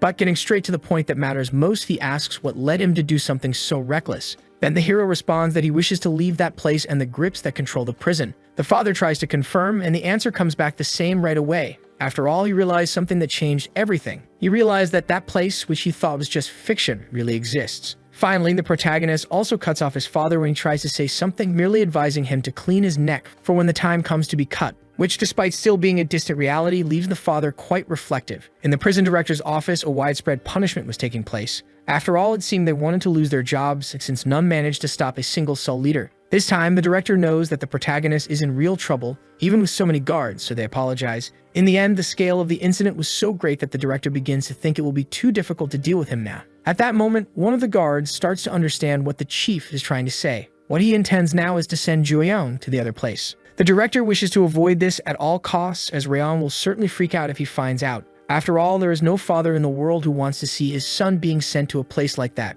Back in the protagonist's cell, he admits that they may have tried too hard, but if they are hungry, at least he managed to get plenty of good food for everyone. They hadn't even asked for it, but ended up having a lavish feast with about twice as much food as usual. Because of this, the situation led everyone to put the protagonist on a pedestal. One claims he will support him as an older brother from now on, and another says he will bow once a day. However, Namingyu insists on declaring himself, strangely, as the dog he loves the most. Even so, the others say that the protagonist is not an ordinary leader. For everything he has done, he is the leader of cell number 1, the one who took care of 9 leaders at once. And that means that the prison they are in is the most powerful, and that they are now the owners of everything. Jae-mao also enjoys the food, but amidst this, he notices something more important. He realizes that the protagonist is behaving strangely. Knowing this, he asks what the hero is doing, which Namin also does. However, he does not respond and lets his friends eat first, since it will be hard to have food like this from now on. Namin does not understand what he means by, they should eat while they can. But the protagonist clarifies, placing a type of book on his friend's chest,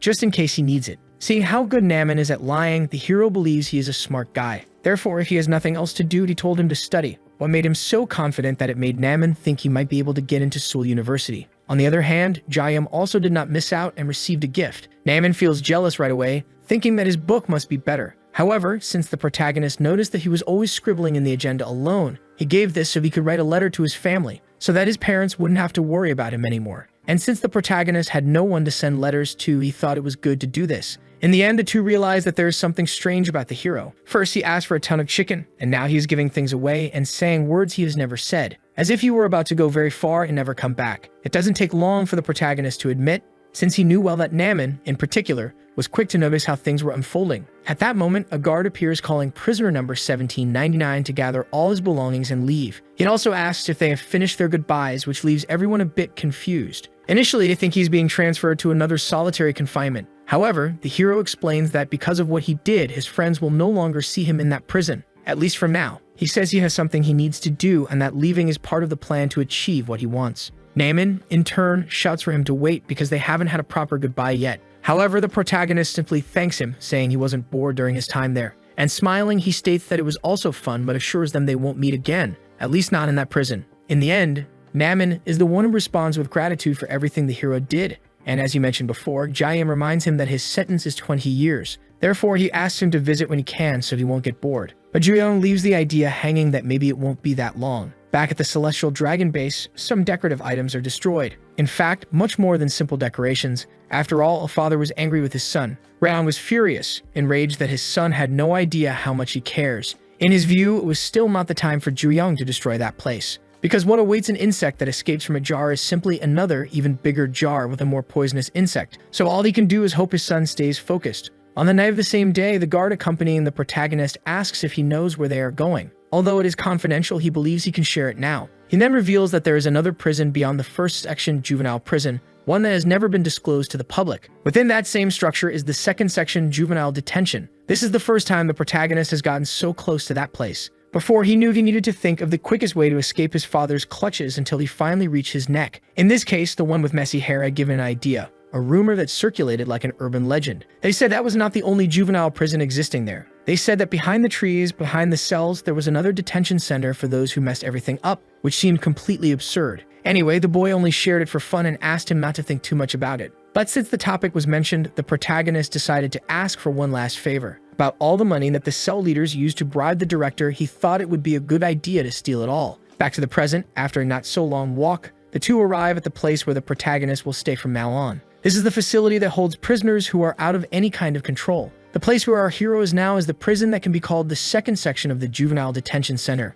In a luxurious sauna, the tattoo artist was enjoying a vintage 2002 Shechul Lafite. Along with that, a bath in the hot springs of Hakone Yumoto made that day perfect, so the girl vents that it is truly fantastic. She wonders if it's okay to have fun alone, especially considering that her young master is currently in a place like that. Anyway, she just hopes he is safe in the second section juvenile prison. After all, he will need luck to deal with the sharks that exist there. Back to the protagonist's perspective, he is finally introduced to the juvenile prison where he will stay. The guard comments that he has heard about the problems caused by the protagonist in the previous prison. Therefore, he wonders if he will be able to do the same in this place. The second section of the Juvenile Detention Center is a place where uncontrollable prisoners are kept incarcerated, but Ju-young thinks he is prepared. As soon as they enter, someone comes to welcome the newcomer, to the surprise of our hero. And, with a smile on his face, he asks if they have a new member there. The same person gets irritated by the protagonist being handsome. Joyoung heard that this was the place where uncontrollable prisoners were being held. So since prisoner number 4889 wasn't stopping, the fight could happen. However, he simply informed that he was going to the infirmary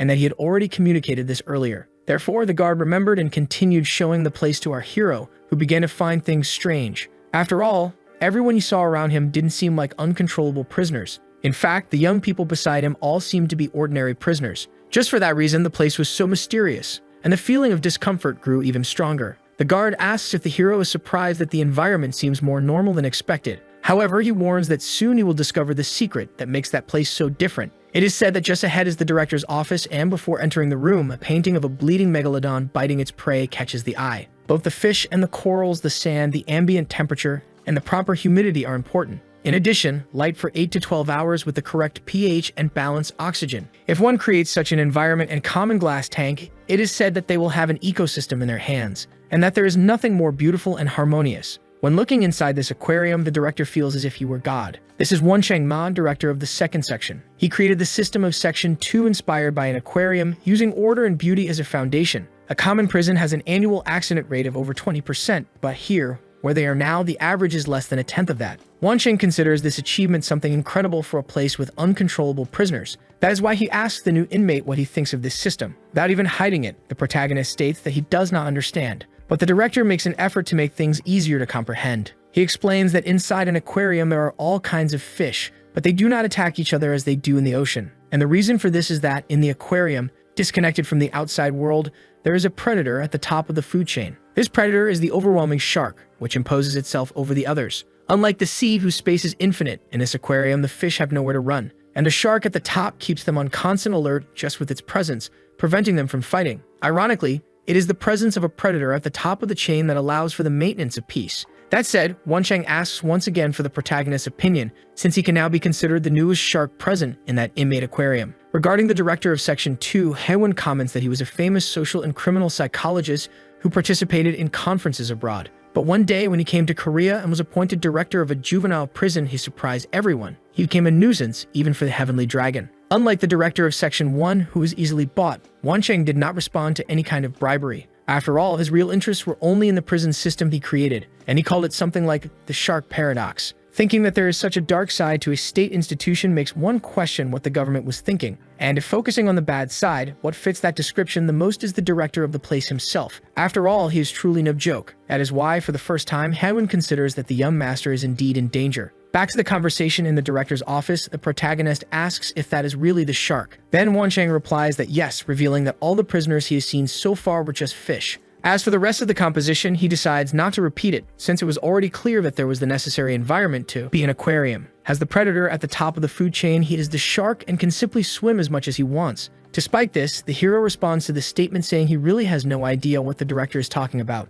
Moreover, he states that he does not care, and if the conversation is over, turns to leave. That is why Won begins to murmur that there is nothing more exciting than explaining his theory to someone who does not understand. And with the protagonist being one of them, he flies at the boy's neck in an instant, pinning him against the wall and creating a huge crack in it. After all, this is the way that makes the most sense to help Joyoung understand his situation. The director of the juvenile prison of Section 2, Won Ma, is a dual citizen of the United States and South Korea and studied social psychology at an Ivy League university. He received recognition for his research work in academic circles, where the United Nations Research Institute for National Development and the MIT Studies Center offered him positions. Even so, he chose to return to Korea. In a conversation, someone tells the doctor it is an honor that he chose the country. The reason they wanted to see him that day was due to concerns about his appointment as director of the juvenile prison. A bureaucrat warned that there were young offenders whose violent crimes made them completely uncontrollable. Won in turn proposed a social correction experiment aimed at these difficult-to-manage individuals.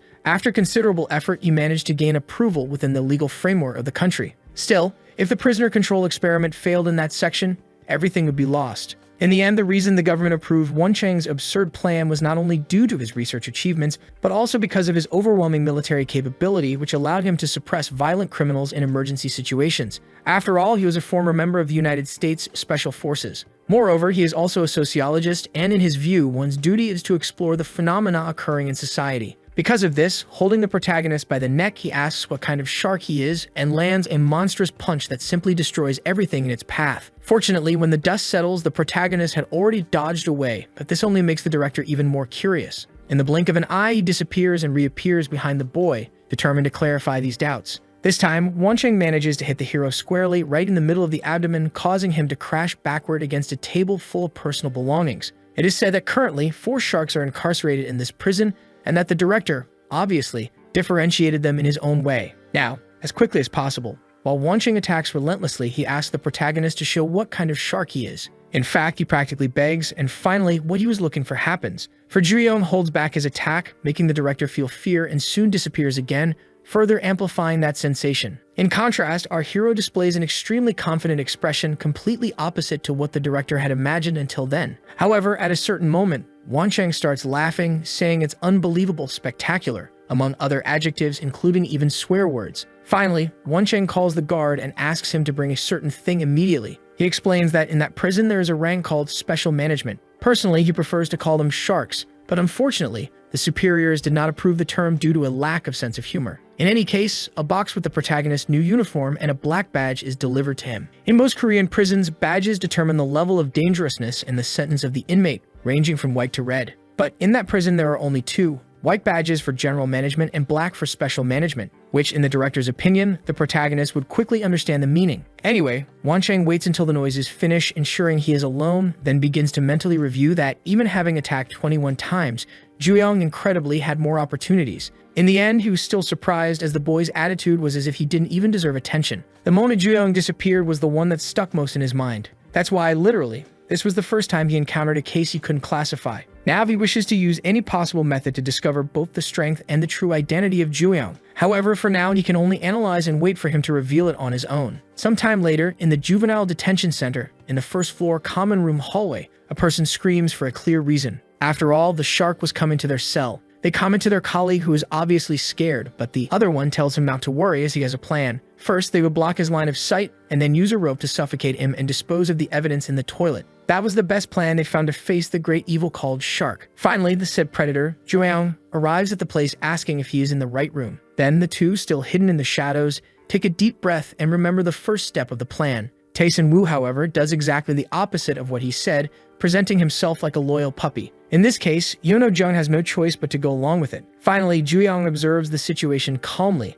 and understands that those are the fish the director had talked about. But as this is his new area of coexistence, he comments from what he can observe that it's not bad at all. Changing the subject, he quickly asks where his bed is, so the two rush to try to be helpful in some way. Taesun starts promoting the mattress, trying to see if the protagonist is interested in lying down. Joyeon, for his part, comments that he will only do so after the roll call, which should be soon at night. However, neither of the boys understands what he is saying. They explain that the prison authorities don't do that there, and that they are free to do whatever they want. This concept of freedom within a prison makes Juyong think, because even with so few restrictions, the incident rate in that place was close to 0. After a rather hectic day, night falls on the prison along with an uncomfortable silence in the corridors. Taesun, however, sleeps peacefully, dreaming of healthy things like using hydrochloric acid to dispose of bodies. Yoonho, in turn, suffers from insomnia consumed by the fear he feels. And at a certain moment, the new shark of the Juvenile Detention Center of the second section also wakes up. In this place, the guards did not interfere in the prisoner's affairs, yet the incident rate remained at the lowest possible level.